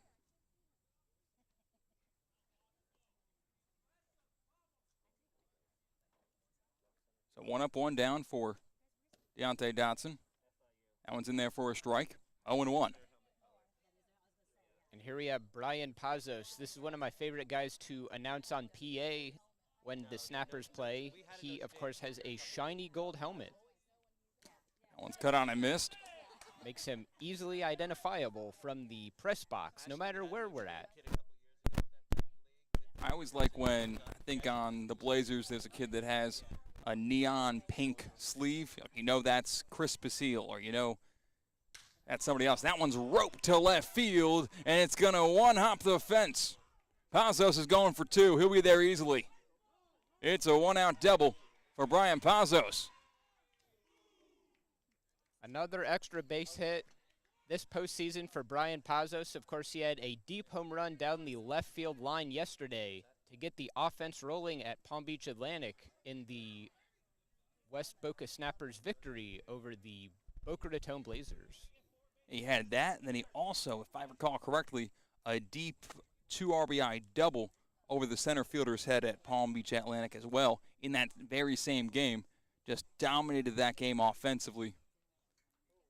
And yeah, certainly one of the more dominating offensive performances, especially at Palm Beach Atlantic. I think we were having a little chat in the press box about the whether PBA this morning, or I guess earlier this afternoon and yesterday, would play bigger, larger outfield, closer to the ocean, but they certainly proved us wrong. Certainly, those Blazer and Snapper bats abused that left field wall and just consistently peppered it or hit the ball over it. But that was then, and this is now. We've seen a couple of balls hit well in this game, and this field at Elevate Sergio Field has kind of held in some well-hit baseballs. No one's really hit a ball directly off the wall yet or hit a home run yet in this game. Well, I'd definitely say this is definitely a new experience. I've never actually worked a game here before. It's 325 down both lines, 375 to dead center. You'd expect maybe a little bit of an advantage to some well-hit balls there, but, thus far we haven't really seen any carry out. Right, when you see those numbers, like 325 feels short, doesn't it? And you think that these guys, would bat or not, will be planting one over the fence. So I don't know if that number's wrong or if the ball just does not carry. Especially with the usual field here at Miller Park, Little Fenway, with the green monster in left. Right, with the green monster, you probably bring it in 10 feet the fence, but you bring up the fence in height about 60. That ball's in the dirt in the box. Dalton Bama. I mean, if there's a team that could hit home runs, that would be the West Boca Snappers, if my math serves me correctly. And, I have an English degree, so you might want to double-check that. But I think, if my calculations are correct, the West Boca Snappers led the regular season with, I believe, 18 home runs as a team.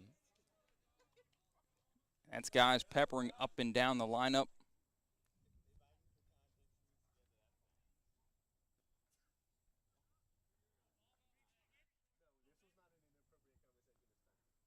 So runner on second base, 1 out.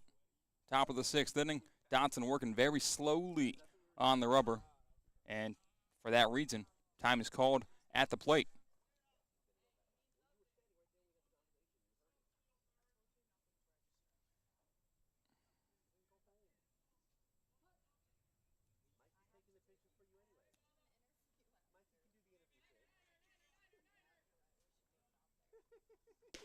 That pitch is outside.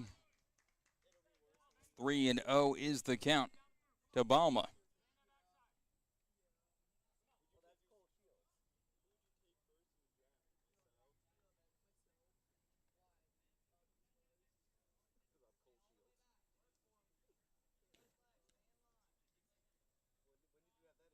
That's a tying run in scoring position for West Boca. The pitch. Ball 4. Easy walk that time from Balma. He walks on 4 pitches to put runners on first and second. Only 1 out, but the double play is set up now as the Florida Pokers will try to wrap up the Snappers.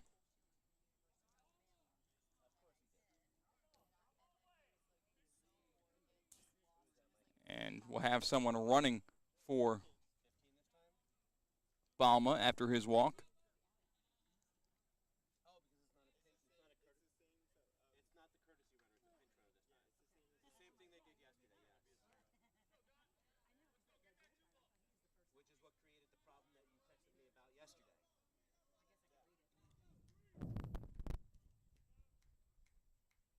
Now in the box, Anthony Grasso. The first pitch to him is cut on and missed.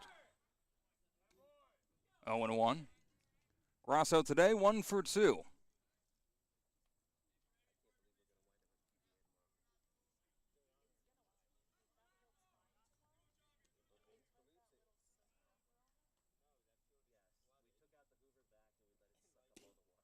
That pitch misses outside.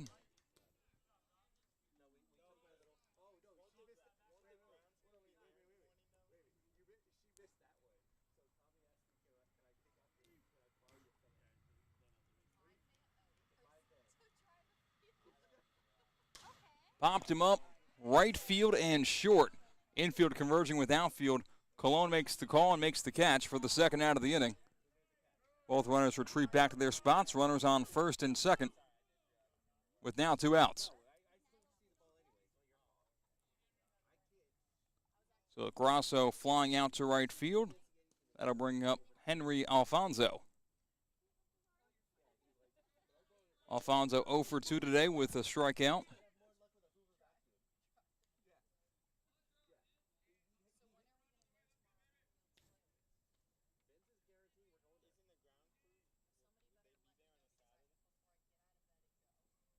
First pitch swinging a line drive left field coming in, and it dunks in for a base hit. Round of the bag at third, and he will score. And they're going to call the runner going outside the baseline, out going to third base. And I don't think the run scores. Do you think, Zane? It did not look like the run came across the plate before the tag was applied at the runner sliding into third. That was a bang-bang play. From where we're at, we're looking right down the third base line. We're a little bit screened. And the run does not score. We remain a 3-2 lead for the Florida Pokers. What a play by the Pokers to cut down the runner going to third, cutting down the throw instead of letting it go all the way to the plate and getting out of the baseline was the call. No tag was applied on the runner sliding into third. They're saying he left the baseline to avoid the tag, and once he did that, the play will be dead. And when that play was called dead, because of the out, the run had not yet touched the plate, and that will end the top of the 6th inning unless they change the ruling. And it looks like both guys have returned to their dugouts, and we remain at Pokers 3, Snappers 2, heading to the bottom half of the 6th.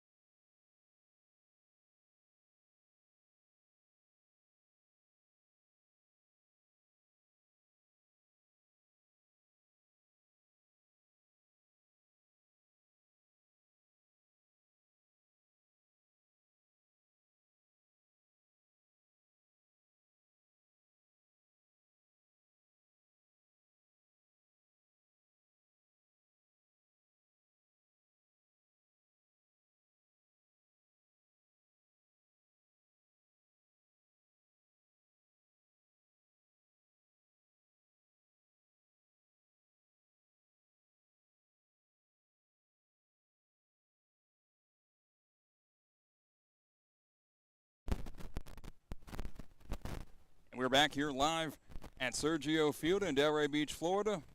Crazy sequence to end that inning. That saying the old cliche saying is, if you go to a baseball game, you'll always see something you never saw before.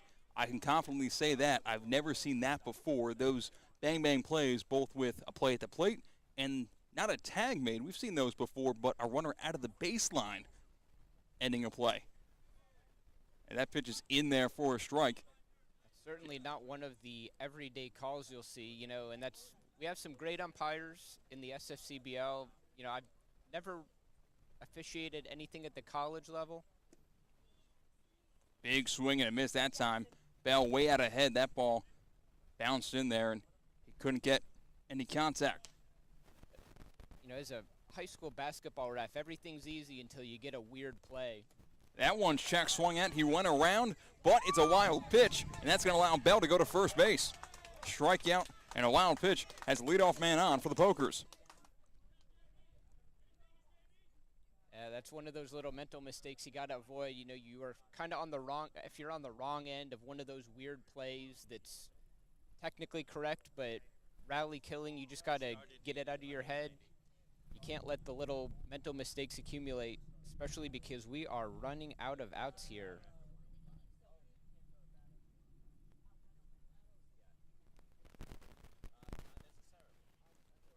So Zach Dotson still on the mound for the West Boca Snappers. His pitch is in there for a strike. Yeah, even though he's going into the 6th inning, Dotson's still doing a pretty good job finding that zone. He has just over 2 strikes for every ball he's thrown tonight. Ball's in the dirt, but it's going to be another wild pitch. Avino trying to keep it in front of him, but it scoots out to his right, and advancing into scoring position is an insurance run for the Florida Pokers. And sometimes, like, Zach Dotson's got unbelievable stuff, as we both have noted throughout this game. But when you don't hit your spot and you have ridiculous stuff, it's just as hard to almost catch the ball as it is to hit the ball. Not literally, but it makes things very difficult for your catcher behind the plate of Avino if you're not hitting your spots consistently. That one swung on and missed.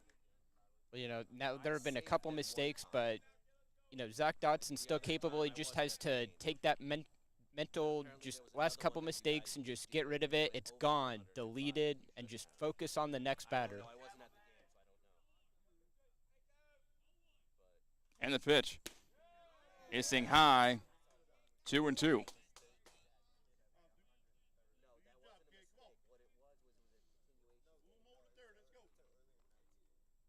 In the box, you have Kevin Taylor with a runner on second base, nobody out. In the bottom of the 6th inning, Pokers at bat leading. Dotson delivers. Swing and a miss, strike 3. First out of the inning, as Taylor is retired.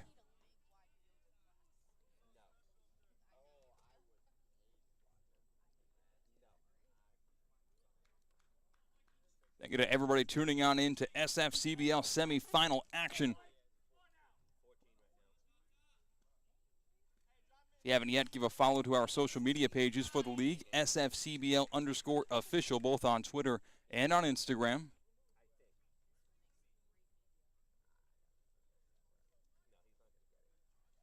Be sure to like, comment, subscribe, and share, and ring that notification bell on YouTube. That's a swinging bunt down the third base line. It's going to stay fair, and there's no play to be made. That's the second time today we saw a ball go down that third base line. And now, and it looks like foul ball did they being call it called. fouled? The only thing that could be is if the ball hit the foot of the batter. That's the only way it's a foul ball, because you and I both saw, as did the umpire, the ball on the chalk when it was picked up. So if the ball hit off the batter's foot, of course it's a foul ball, and that's what they're discussing right now. If not, the Pokers have it set up with runners in the corners and one out. So Zane, am I missing something here? That's the only call that could be made for a foul ball. And he's going to be safe at first. No foul ball. Yeah, that looked fair to me. That ball has just been dying down the third base line. You know, it's just a different field. You know, it's played a lot.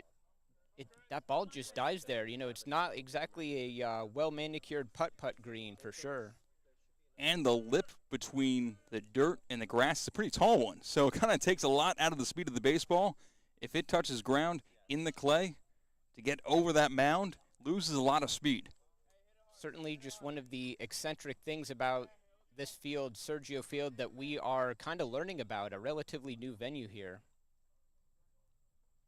Runners in the corners, throw over to first. The trailing runner, but back safely.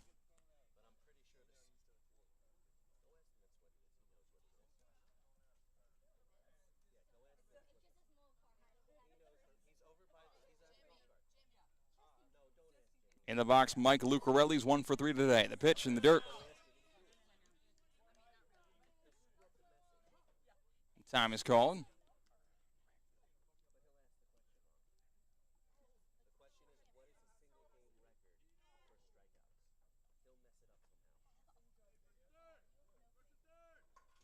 And time is called to give the first and third signs behind the plate for Avino. That's really, if you have a delayed steal, a guy trying to get in a rundown, the catcher Avino and the snapper's dugout wants everybody on the same page. Because if you're going to do a straight throw down, everyone plays straight up, you want that. But if you want to pay no attention to the runner on first, to keep your attention on the runner on third, you might just eat the baseball. Ground ball to third base. Chance for a double play. One hopper. It's going to be caught. Throw goes home, plate to plate, and he is out. It's a double play. They call the out at second base. An unbelievable pick by Anthony Grosso at second, and now The ground ball was hit hard to the third. And now the runner is going to stay at second. Did he call him out? No, he did not call him out. The runner now is going to third. And where's the baseball, Zane? I don't know where it is because that's where it matters. No, he did call him out on the. And now they did call him out at second base. A little confusion there. So it goes 5, 4, 2, double play.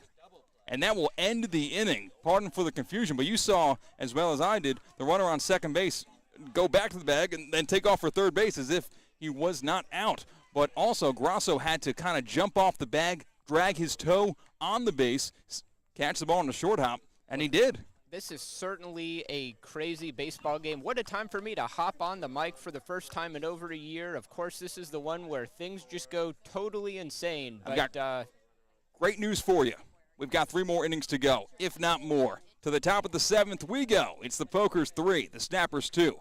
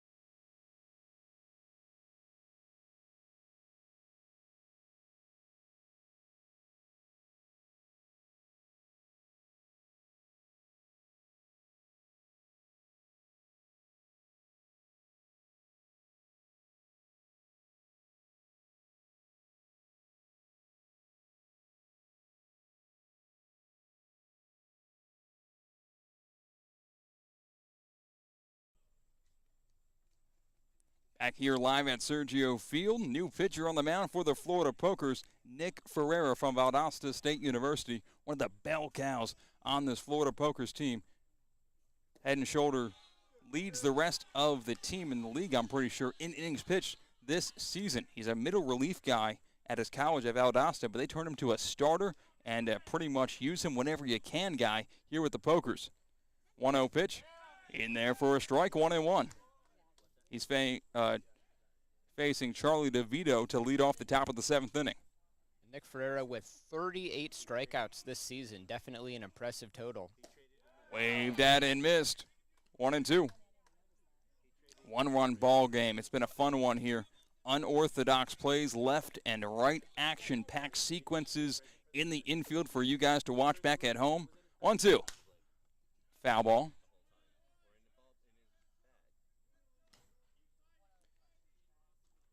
And Nick Ferreira, a Valdosta State product, along with West Boca Snappers pitcher Zach Dodson. Here's the pitch. Inside. Missing. 2-2. Yep, Ferreira hails from Tallahassee, Florida. That is a place that I am a little bit familiar with as a Florida State alumnus. Spent about a half decade getting my degree up there. That's right. You were one of the guys that put the glitter on your body, right? You were the yellow dude? No, I was actually in the marching band. Ah, okay. That pitch is grounded softly back to the mound. Ferreira's got to field his position. And now it's going to be called a fouled ball as that ball hit off the foot of DeVito. So a couple of Valdosta arms on display here at Sergio Field in the semifinals of the SFCBL playoffs. So Christian, I believe you've heard this. You know which instrument I played in the marching band, right? A tuba? Is that what it was? That is correct. Royal Flush, you know. Yeah, I don't know what that means. The name of our section. Oh, okay. I guarantee, all right, see, how many people we got watching right now? Guarantee out of the 46 people viewing right now, 46 people did not understand that reference. I'm sorry. Yeah, don't worry. It's definitely safe for work. No innuendos. The 3-2 pitch. Line right field. Does it have enough to dunk in? Yes, it does. It's a base hit off the bat of DeVito. He wins the battle. Leadoff man on for the Snappers. It's one of those little bloops. Just gave him trouble. Kind of had the Bermuda Triangle in between those three fielders and shallow right. And once again, the Snappers are starting out hot. Brings up Lashley to bat. The bottom of the Snappers order. On deck is the top of the order of Franco, followed by Soto. Then a veto if somebody gets on. The pitch, showing bunt, and a foul ball back off the bat of Lashley. This is going to be something, if you're still going to lay down the bunt after missing the first time, you got to keep in focus. I feel like over the years, I've seen so many guys, when you don't get the bunt down the first time, you know, first is their best try. You know, if you foul it off, it's just for some reason, you know, they just don't seem to go where you want after the first one misses. We'll have to see here. Nothing's guaranteed. Yeah, we'll see if Lashley wants to drag one down the first base line for him, or if he wants to force the third baseman to field it. Don't want him to go right back to the pitcher. You already saw Ferreira field his position even though the ball was dead. That another foul ball on the bunt attempt.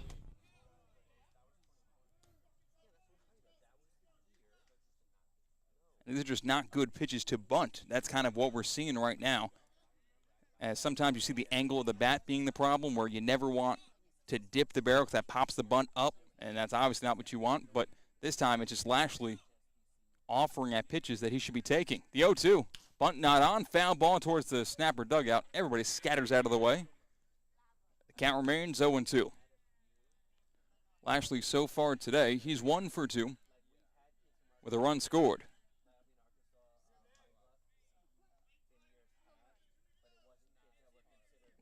We may have seen the last of Zach Dotson, the pitcher for the Snappers.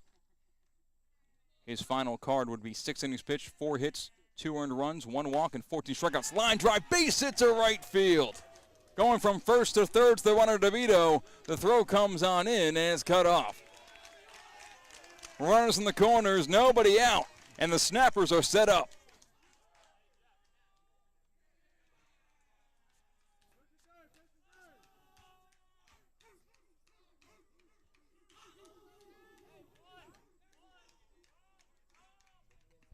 Man, Zane, that Snappers offense, it can strike quickly and confidently. It certainly can, and over the years, you know, whether they've been at the top, near the top, somewhere around the middle, no matter what, this Snappers just top to bottom, they just always seem to have guys who can hit. There's no one part of the order you get through. There's just no easy part of a West Boca Snappers lineup. Point in case, the bottom of the order gets on base to set up the top of the order. First pitch is taken inside, 1-0 the count. Franco, the leadoff man in the box. He's 1 for 3 today with an RBI single.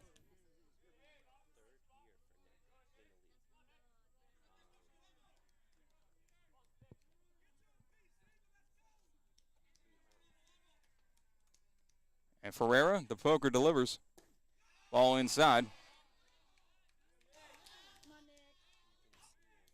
2-0.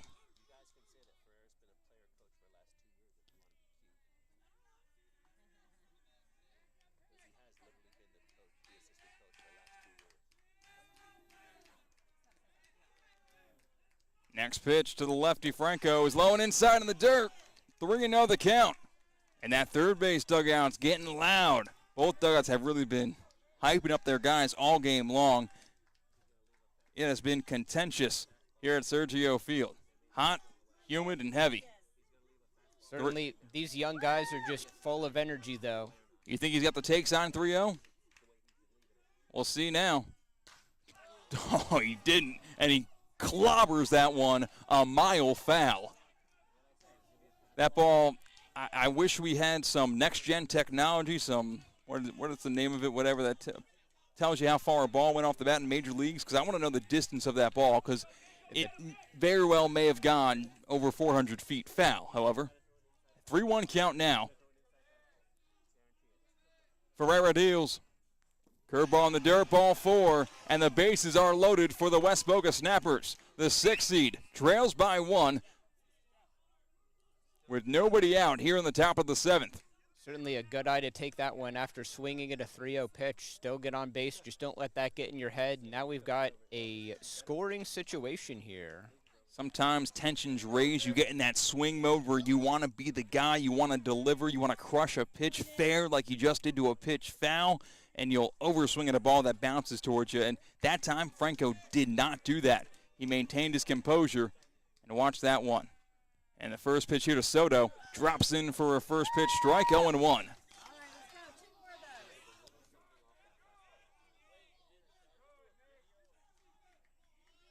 Soto is 0 for 3 today with 2 strikeouts. Unfamiliar territory for a guy who came into this game batting .375. That pitch is in there for a strike. Now he's behind 0-2. We've seen a little bit of everything, folks, so if you're just tuning in, maybe after the game, rewind and watch that first 6 innings. That pitch is cut on and missed. Oh, what a pitch that time for Herrera. It fools Soto, and he strikes him out on 3 pitches, 1 away. And how quickly can the wind and sails of a rally kind of be taken out? Because after those 3 pitches, now the Pokers are a ground ball away from getting out of the inning. Certainly it sets up the double play ball. You know, even if you have the bases loaded, no out, you know, just think about getting the first guy out, you know, set up the double play or at least minimize the damage. Takes a little bit of weight off your shoulders. First pitch to Peter Avino. He's on the inside corner, 0-1. Avino tonight is 0 for 2 with a walk and 2 strikeouts.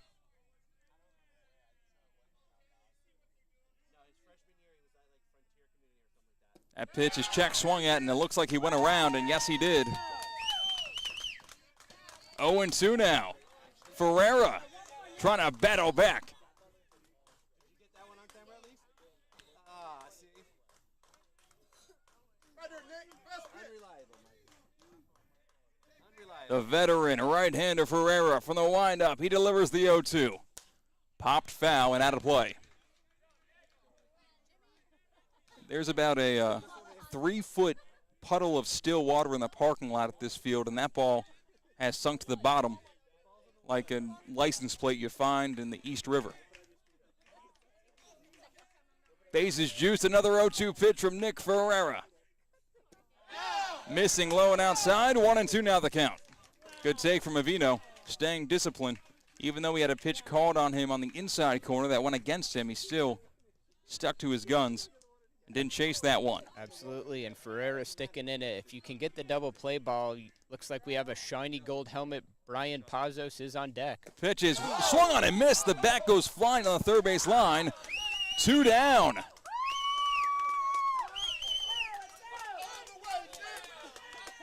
So now there are 2 away for Brian Pazos, as you mentioned, who digs in the box in the biggest at-bat in this game. Ferreira versus Pazos. Bases loaded, 2 outs, 1-run ball game. The 1-seed Pokers with the lead taking on the 6-seed Snappers. As Ferreira for the lineup, he delivers. That one's popped up and out of play. 0-1. After walking the bases loaded, Ferreira has shifted into a different gear. Only pitching around the zone. As this 0-1 pitch catches the inside corner. 0-2. Pazos against the ropes. This would be a massive momentum swing if the Pokers can get out of this inning unscathed, maintaining a 1-run lead. Ferreira shakes off the first sign. He likes the second. The 0-2 delivery. Bouncing there for ball 1.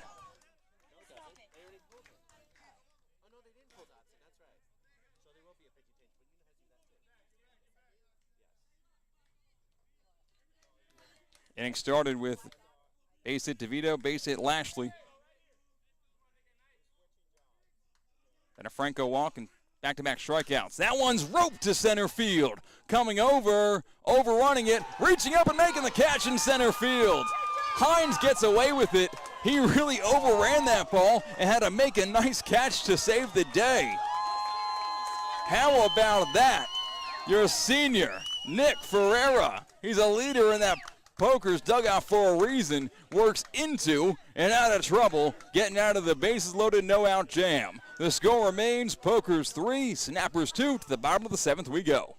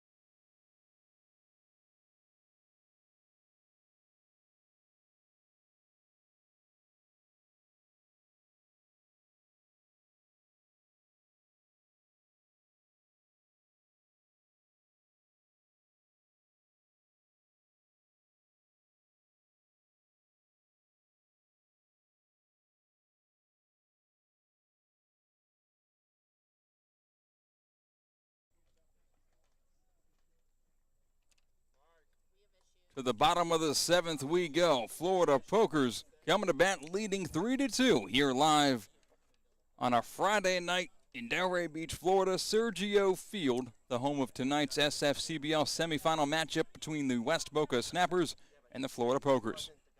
Thank you so much for joining us here this evening, ladies and gentlemen. It's been a fun one so far, and we've got a lot more baseball to go. Justin Colon digs into the box to lead off the inning. We have a new pitcher on the mound for the West Boca Snappers. First pitch is cut on and missed, 0-1. This is number 21, Scott Bowman, out of the College of the Canyons. He is 4-1 on the season. In 24 innings pitched, he has struck out 27 batters and only walked 9. That one's bounced right back off the helmet of Avino, and he hunches over, but it looks like he's going to shake that one off. 0-2 the count to Colon, but that did not feel good behind the plate.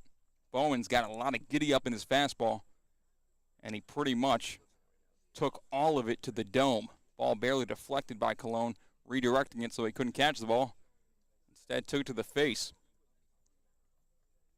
Even with all the equipment, all the paraphernalia that the catchers are wearing, that just anytime you get contacted in the head like that, that cannot feel good, to say the least. So Colon digs back on in. Bowman ahead 0-2. And the pitch. Cut on and missed, strike 3. Zach Dodson's out of the game for the Snappers, but Bowman's picking up where he left off in terms of the strikeout ball. And as I alluded to before, in the top half of this inning, the book is closed on Zach Dodson. He concludes with 6 innings pitched, 4 hits, 2 earned runs, 1 walk, 14 strikeouts. Do that math, Zane, for me. 6 times 3, 18 outs recorded, 14 of them via the K. That one misses low and outside, 1-0. That's certainly one of the most impressive showings from a pitcher I've seen, really ever in the SFCBL for a start, let alone the playoffs. And we're coming off a game earlier today that was an 8-inning pitched no-hitter, and then it was a combined no-hitter as the Lightning couldn't get a hit at the end of the game. As that one is check swung at, but he went around and actually foul-tipped that ball. Well, it certainly is the postseason. Teams are throwing their top-of-the-line guys, and it has been a treat to see them work on the mound this playoff so far. The 1-1 from Bauman. Fouled back. 1-2.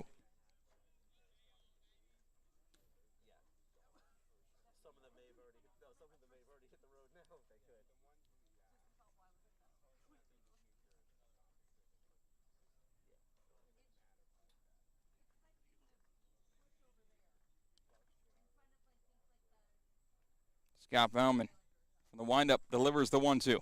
Ground ball foul.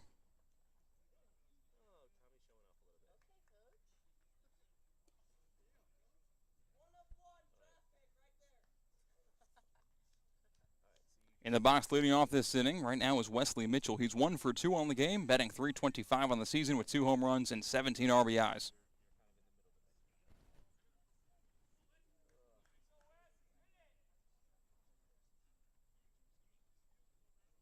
Scott Bauman wheels and deals. Ball taken low, 2-2. Watching that ball into the mitt was Mitchell, kind of fighting every urge in his body to swing at it, because that was a breaking ball that started to strike and fell out of the zone. You kind of see him use his body to keep that bat back. Definitely a good crouch, good take there. 2-2. That one's not a good take. It's strike 3. Bauman strikes him out, and Mitchell is sent packing. 2 up, 2 down.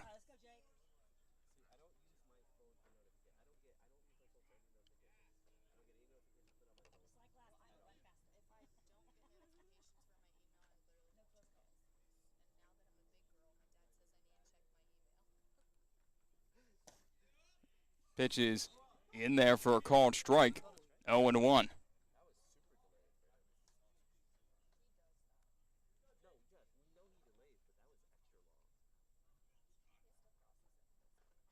Bauman's 0-1. Low 1-1.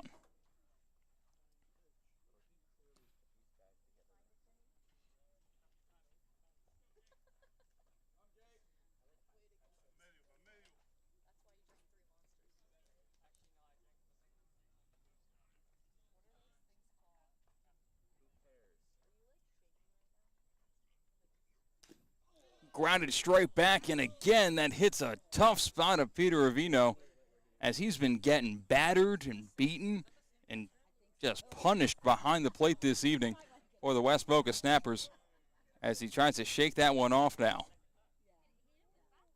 With a break in the action, a reminder, for more information, go to the SouthFloridaCollegiateLeague.com. See stats, information, standings, great articles about some of the best athletes in the country playing right here in Palm Beach County. Again, that's SouthFloridaCollegiateLeague.com. You can follow the SFCBL on Twitter and Instagram at SFCBL_official. And you can listen to the SFCBL Triple Play podcast weekly to receive added coverage on the 2023 SFCBL season. And Nick Ferreira, who got out of the inning, the pitcher for the Pokers, was actually the pitcher of the week a couple of weeks ago. Had a great conversation with him about everything Pokers baseball, Valdosta. Neat character, Nick Ferreira. Another pitch from Bauman, misses low. Yes, I do have to say you guys do a great job with the podcast. It's usually my Monday lunch break, work from home listen. Wow. You guys do an excellent job with all the stuff. The articles, social media, everything is so well put together. 2-2. Ground ball left side in the hole at third. It's going to get through. It's almost as if there was a hole in Alfonso's mitt as it looked like he was there. It took a hard chop off the clay and bounced over his glove into left field. So runners on first base and 2 outs here for the Florida Pokers. This infield certainly has been a little bit more unpredictable than most of the venue. Well, most for me being mostly Little Fenway and PBA, of course, but definitely the most unpredictable infield I've seen thus far this season. We've seen a couple of hard bounces left, right, making things very difficult for the infielders here this evening. That was officially ruled an E5 for Alfonso at third. So we'll see if Bauman can bail out his third baseman. First pitch swinging and missing. Now 1-1.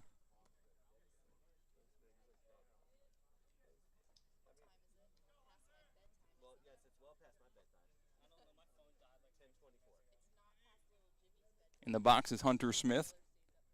With a runner on first base and 2 outs, the pitch here is low for a ball. 1-1.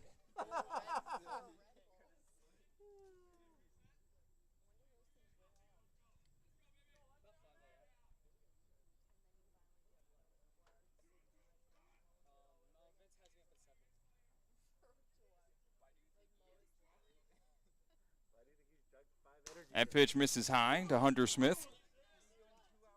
2-1.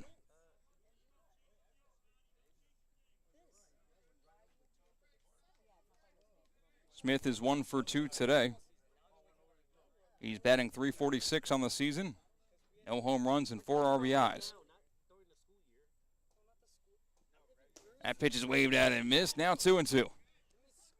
Well, you never know when you're going to hit your first. I remember during the Florida Pokers' last deep playoff run in 2020, they had a catcher, Ronald McGee, out of Tuskegee, if I'm not mistaken, and he hit a clutch home run against the Diamond Ducks in the semifinals to send them to the finals against the Snappers.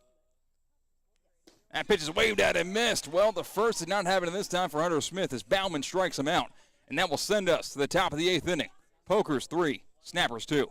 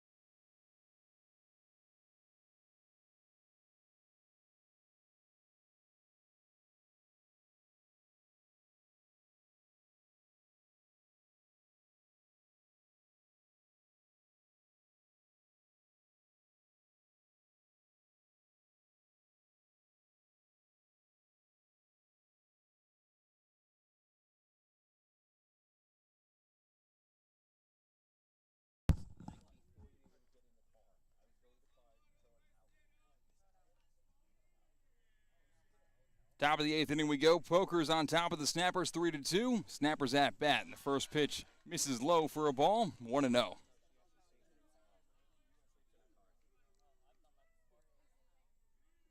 Still on the mound for the Pokers. A relief arm, Nick Ferreira, and that one swung on and missed. In the box batting, his first at bat of the game from Pompano Beach is Bryce Montiel. Batting .230 this season with 6 RBIs. That pitch is taken for a ball. 2-1. Montiel came in earlier as a pinch runner, and he gets his first crack against Nick Ferreira here in the top of the 8th. Down to their final 6 outs are the Snappers. When you're the Pokers and you got a trip to the SFCBL championship game looming, you start thinking about those things. You start counting outs. Yeah, the pressure definitely builds as you get closer and closer there. You can't let it get to you. Got to just focus on the next out. Before you know it, 3-1 pitch. In there for a strike. The count is now full to Bryce Montiel. In the Snappers lineup, we are right now at the 5-hole. On deck, Anthony Grasso. The pitch, missing high, ball 4, leadoff man on for the Snappers. Remember Nick Ferreira. He loaded up the bases last time on the mound, and he has such the full confidence of all of that Poker's dugout that didn't even have a mound visit. After loading the bases, he just mowed down the next 3 guys. That was certainly impressive. Excuse me. That was certainly impressive. You know, you gotta avoid giving up a lot of leadoff walks, leadoff hits, because eventually you start to play with fire a little bit. If you do that often enough, eventually you're going to get burned.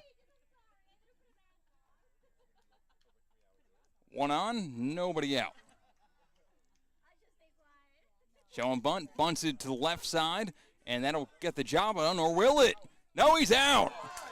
Rolling the dice from third base with Santos. Guns down the runner at second, and it is an unsuccessful sacrifice bunt, a fielder's choice, 5-4.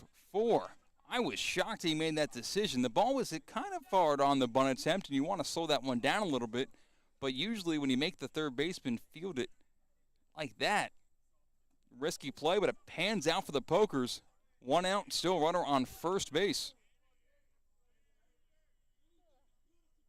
First pitch here from Ferreira. Misses low and outside. 1-0. I think that was more of an announcer's jinx, as I said, job done, before the ball came out of the hand of Santos. Yeah, he kind of shunted that one directly towards the pitcher, and it was just fast enough. That extra split second got to the fielding. It's in there for a strike. They were just able to nab him at second.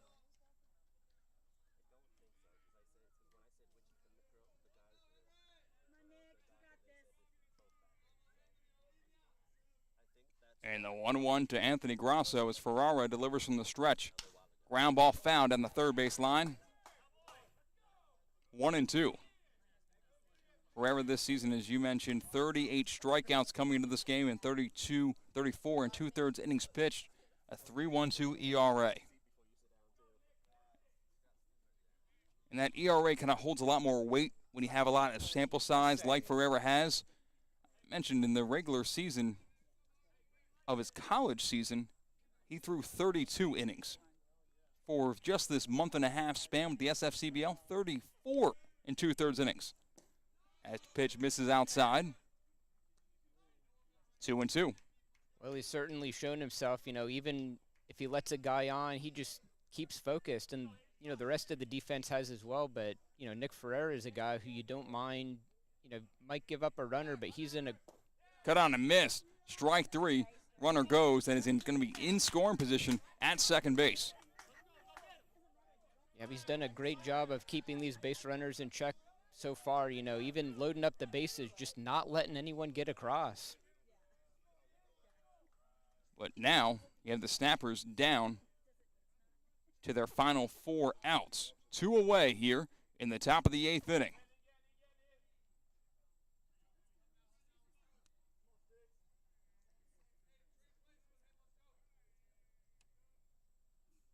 First pitch, looking at a strike. 0-1.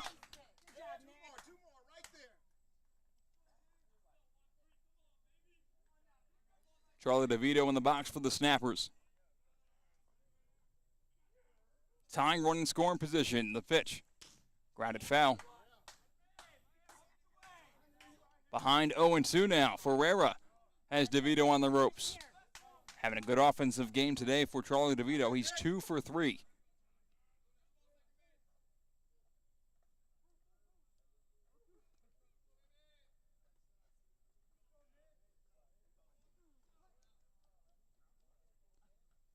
Ferreira with a runner behind him at second base, the tying run. Sets.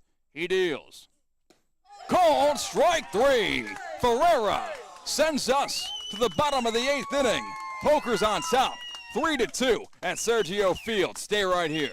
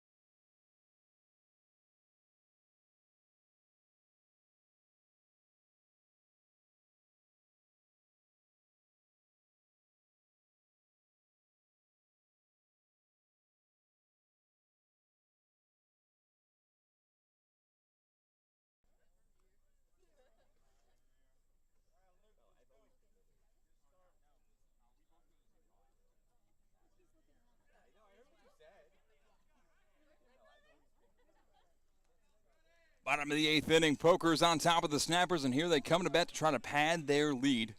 Still on the mound, Scott Bauman. Certainly wouldn't be a bad idea to get at least one insurance run with some of the games we have seen over the past 48 hours or so. First pitch is waved at and missed. Big hack that time for Hines. He falls behind 0-1. I do have to say it has been a great selection of games this postseason. That one's fouled back. And I mean, it's been an entertaining ride the whole way. You know, close baseball games are like catnip to me. I'll be right on it. I mean, if this one ends a one-run game, that means 3 out of the 4 games in the playoffs have been one-run ball games. The lone 3-1 win, a 3-run win, 7-4. That one is cut on a miss. Hines down on strikes. That's the first out of the bottom of the 8th inning. Was the Palm Beach Extreme beating the Buccaneers 7-4 yesterday. But other than that, we've had a 9-8 thriller between these West Boca Snappers and the Boca Raton Blazers. Earlier today, a fun pitcher's duel, 2-1 win. Extreme getting the W over the Lightning. That pitch is in the dirt. Check swing didn't go around. The Extreme getting a little bit of revenge for last season's 2022 championship series. The Delray Beach Lightning winning the championship over the Palm Beach Extreme. Congrats to the Extreme, back for their 3rd straight finals. That pitch is grounded to the right side. Diving stop made. Didn't glove it cleanly. Throws to first. Bauman covers the bag, catches the ball, and he's out. How about that from Scott Bauman? You got to find and locate the baseball and find and locate the bag. Very coordinated, dependent play there made by Bauman, and he did just that. And also at first base, it was a misplay from Pazos from not catching it cleanly. It made it a whole lot more difficult for himself having to chase down the ball and throw the ball at the perfect spot with his pitcher covering the bag, and he did just that, making up for it. Certainly made it look a little bit more frantic than it might have needed to, but hey, you get the out, and at this point, that's all you can ask for. 2 away, the first pitch is in there for a called strike to Jackson Bell.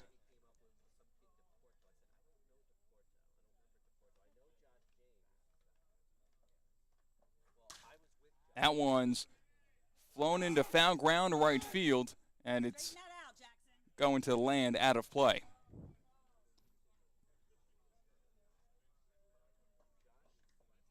Oh, 0-2.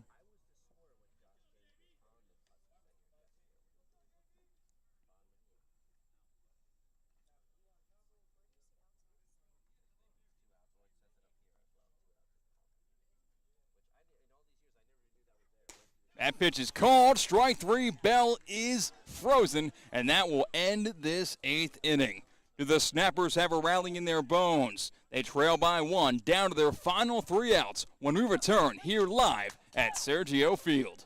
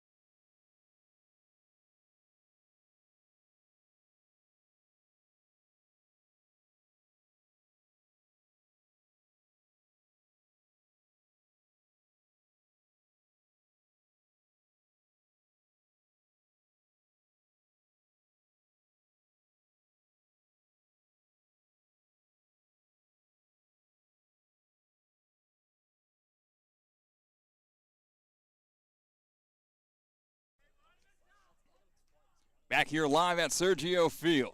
Pokers are 3 outs away from a SFCBL championship game berth. Snappers will send up their 9-1-2 of their order. Lashley, Franco, and Soto. If anybody gets on, Peter Ravino.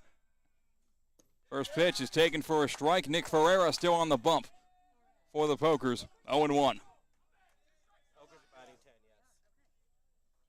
The Snappers lost some kids over the last couple of days. And the 0-1 pitch misses a little bit low. 1-1. Lashley is 2 for 3 today. Would be a good time for a clutch hit. We could hear both dugouts with a little bit of pep talk going on at the end of the 8th. That pitch is taken for a strike. 1-2 now. I'm thinking that when we were dealing with the flood up there, when we told the kids to just go, he went straight home. He went straight to Miami and just didn't come back. Yeah, I think he went straight back to Miami.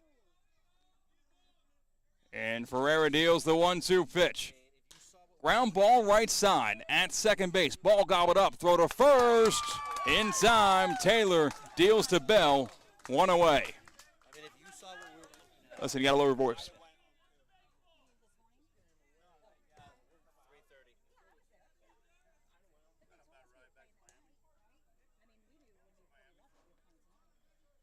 So that was becoming dicey, too.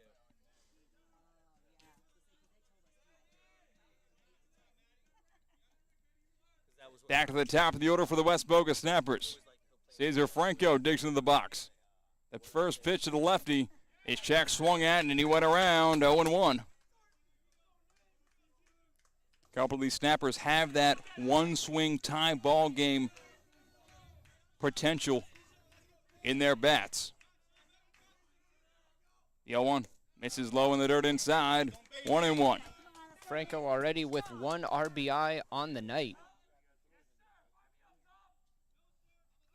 Been an unorthodox game. Couple of action in the infield. Couple of times preventing runs from coming across the plate. And the pitch. Taking a strike on the lone inside corner. 1-2 now. Now Franco's got to defend here and attempt at anything close. This late in the game, at this point of the season, you don't want to go down looking. As Ferreira from the windup delivers the 1-2. Popped him up and out of play. Ferreira went back to the fastball that time. Tried to blow it past Franco, but Franco got enough. On deck is Javi Soto, who's 0 for 4 tonight with 3 strikeouts. So when he comes up, looking to change his fortunes with 1 at-bat. Ferreira's 1-2 pitch once again. Misses high. 2-2. Just a little high here. Franco doing a good job of making Ferreira earn that out. Ferreira is certainly going to make him earn his way on base. 2-2. Cut on and miss. Ferreira pulls the string, and the Pokers are 1 out away from an SFCBL championship game.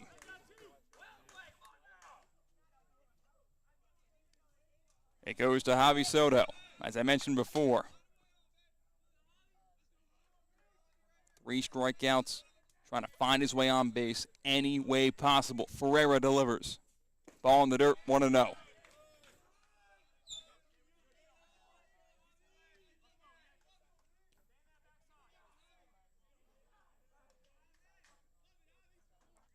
Nick Ferreira, 3rd year with that Florida Pokers team. Next pitch. In there for a strike. 1-1. He certainly has 3rd year with the team. It's nice to see him get a chance in the playoffs, especially with how the Pokers, they didn't have the best last couple of years. They're certainly having a great year now. That pitch misses low and outside, 2-1. And Ferreira is hurt.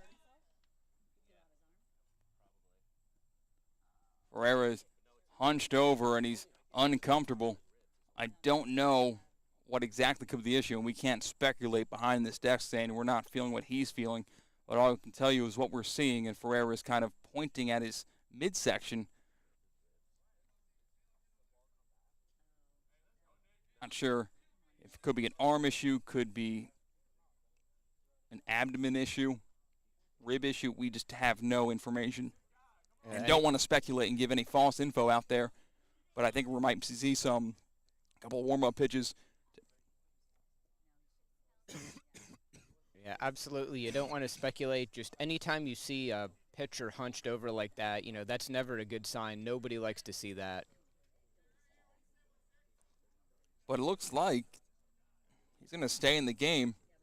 Be shocked if they don't allow him to throw a pitch before one that matters. But you know what? Usually when you see a coach come out for an injury. Here we go, the 2-2.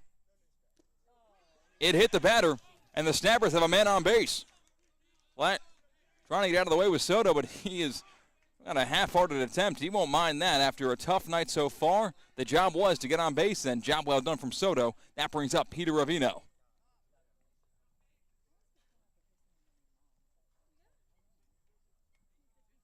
And now that tying run is on base. Soto has wheels. Zane, I hate to ask you, but you're the one sitting next to me with a mic in front of you. Do you consider putting Soto in motion? Oh, that's a big risk, but I tell you what, I wouldn't be surprised to see it happen. We've seen a lot of bonus motion you probably wouldn't have expected so far these playoffs. Why not give it a shot? We've had a couple of playoff games end on the base paths. Either the second out of the 9th or the last out of the game happen on guys trying to take the extra base, either at the plate, at third base. I've seen it happen, but I've also seen the other end of it in years past during final series. Guys just get sent, and it ends up paying off. Never know what's going to happen here.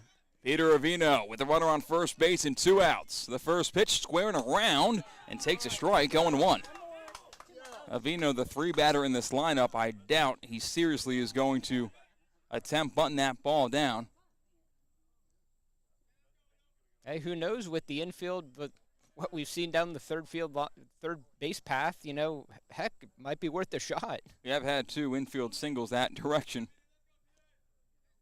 It's just a wobbly, the ball moves like the zigzag back from the backyard baseball days. You got to lay down a crazy bunt. 0-1 count. That one's low, 1-1.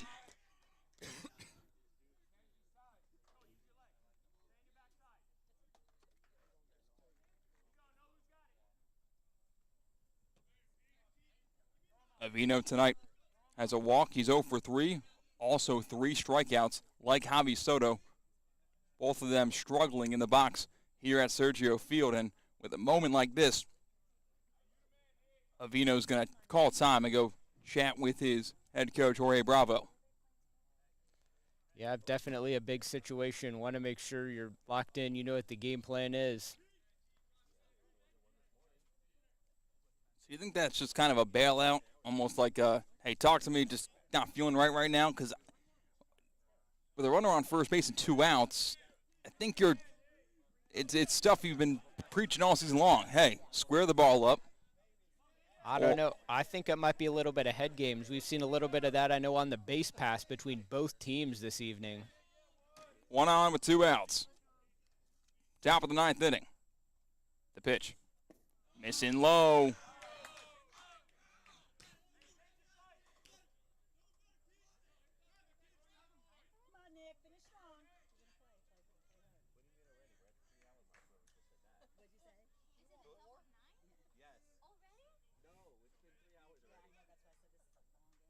And Ferreira sets.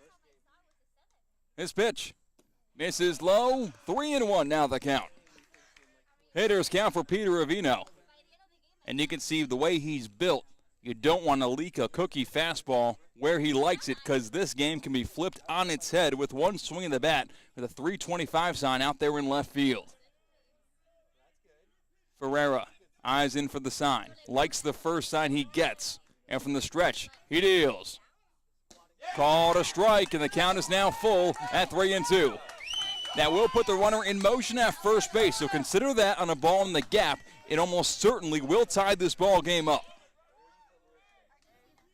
Ferreira trying to send his pokers to the SFCBL Championship Series. Shakes off the first sign from Cartozone. Likes the second. The 3-2. Called strike 3.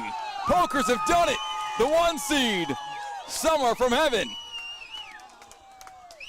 It'll be the Palm Beach Extreme taking on the Florida Pokers in a best 2 out of 3. Tomorrow, Game 1.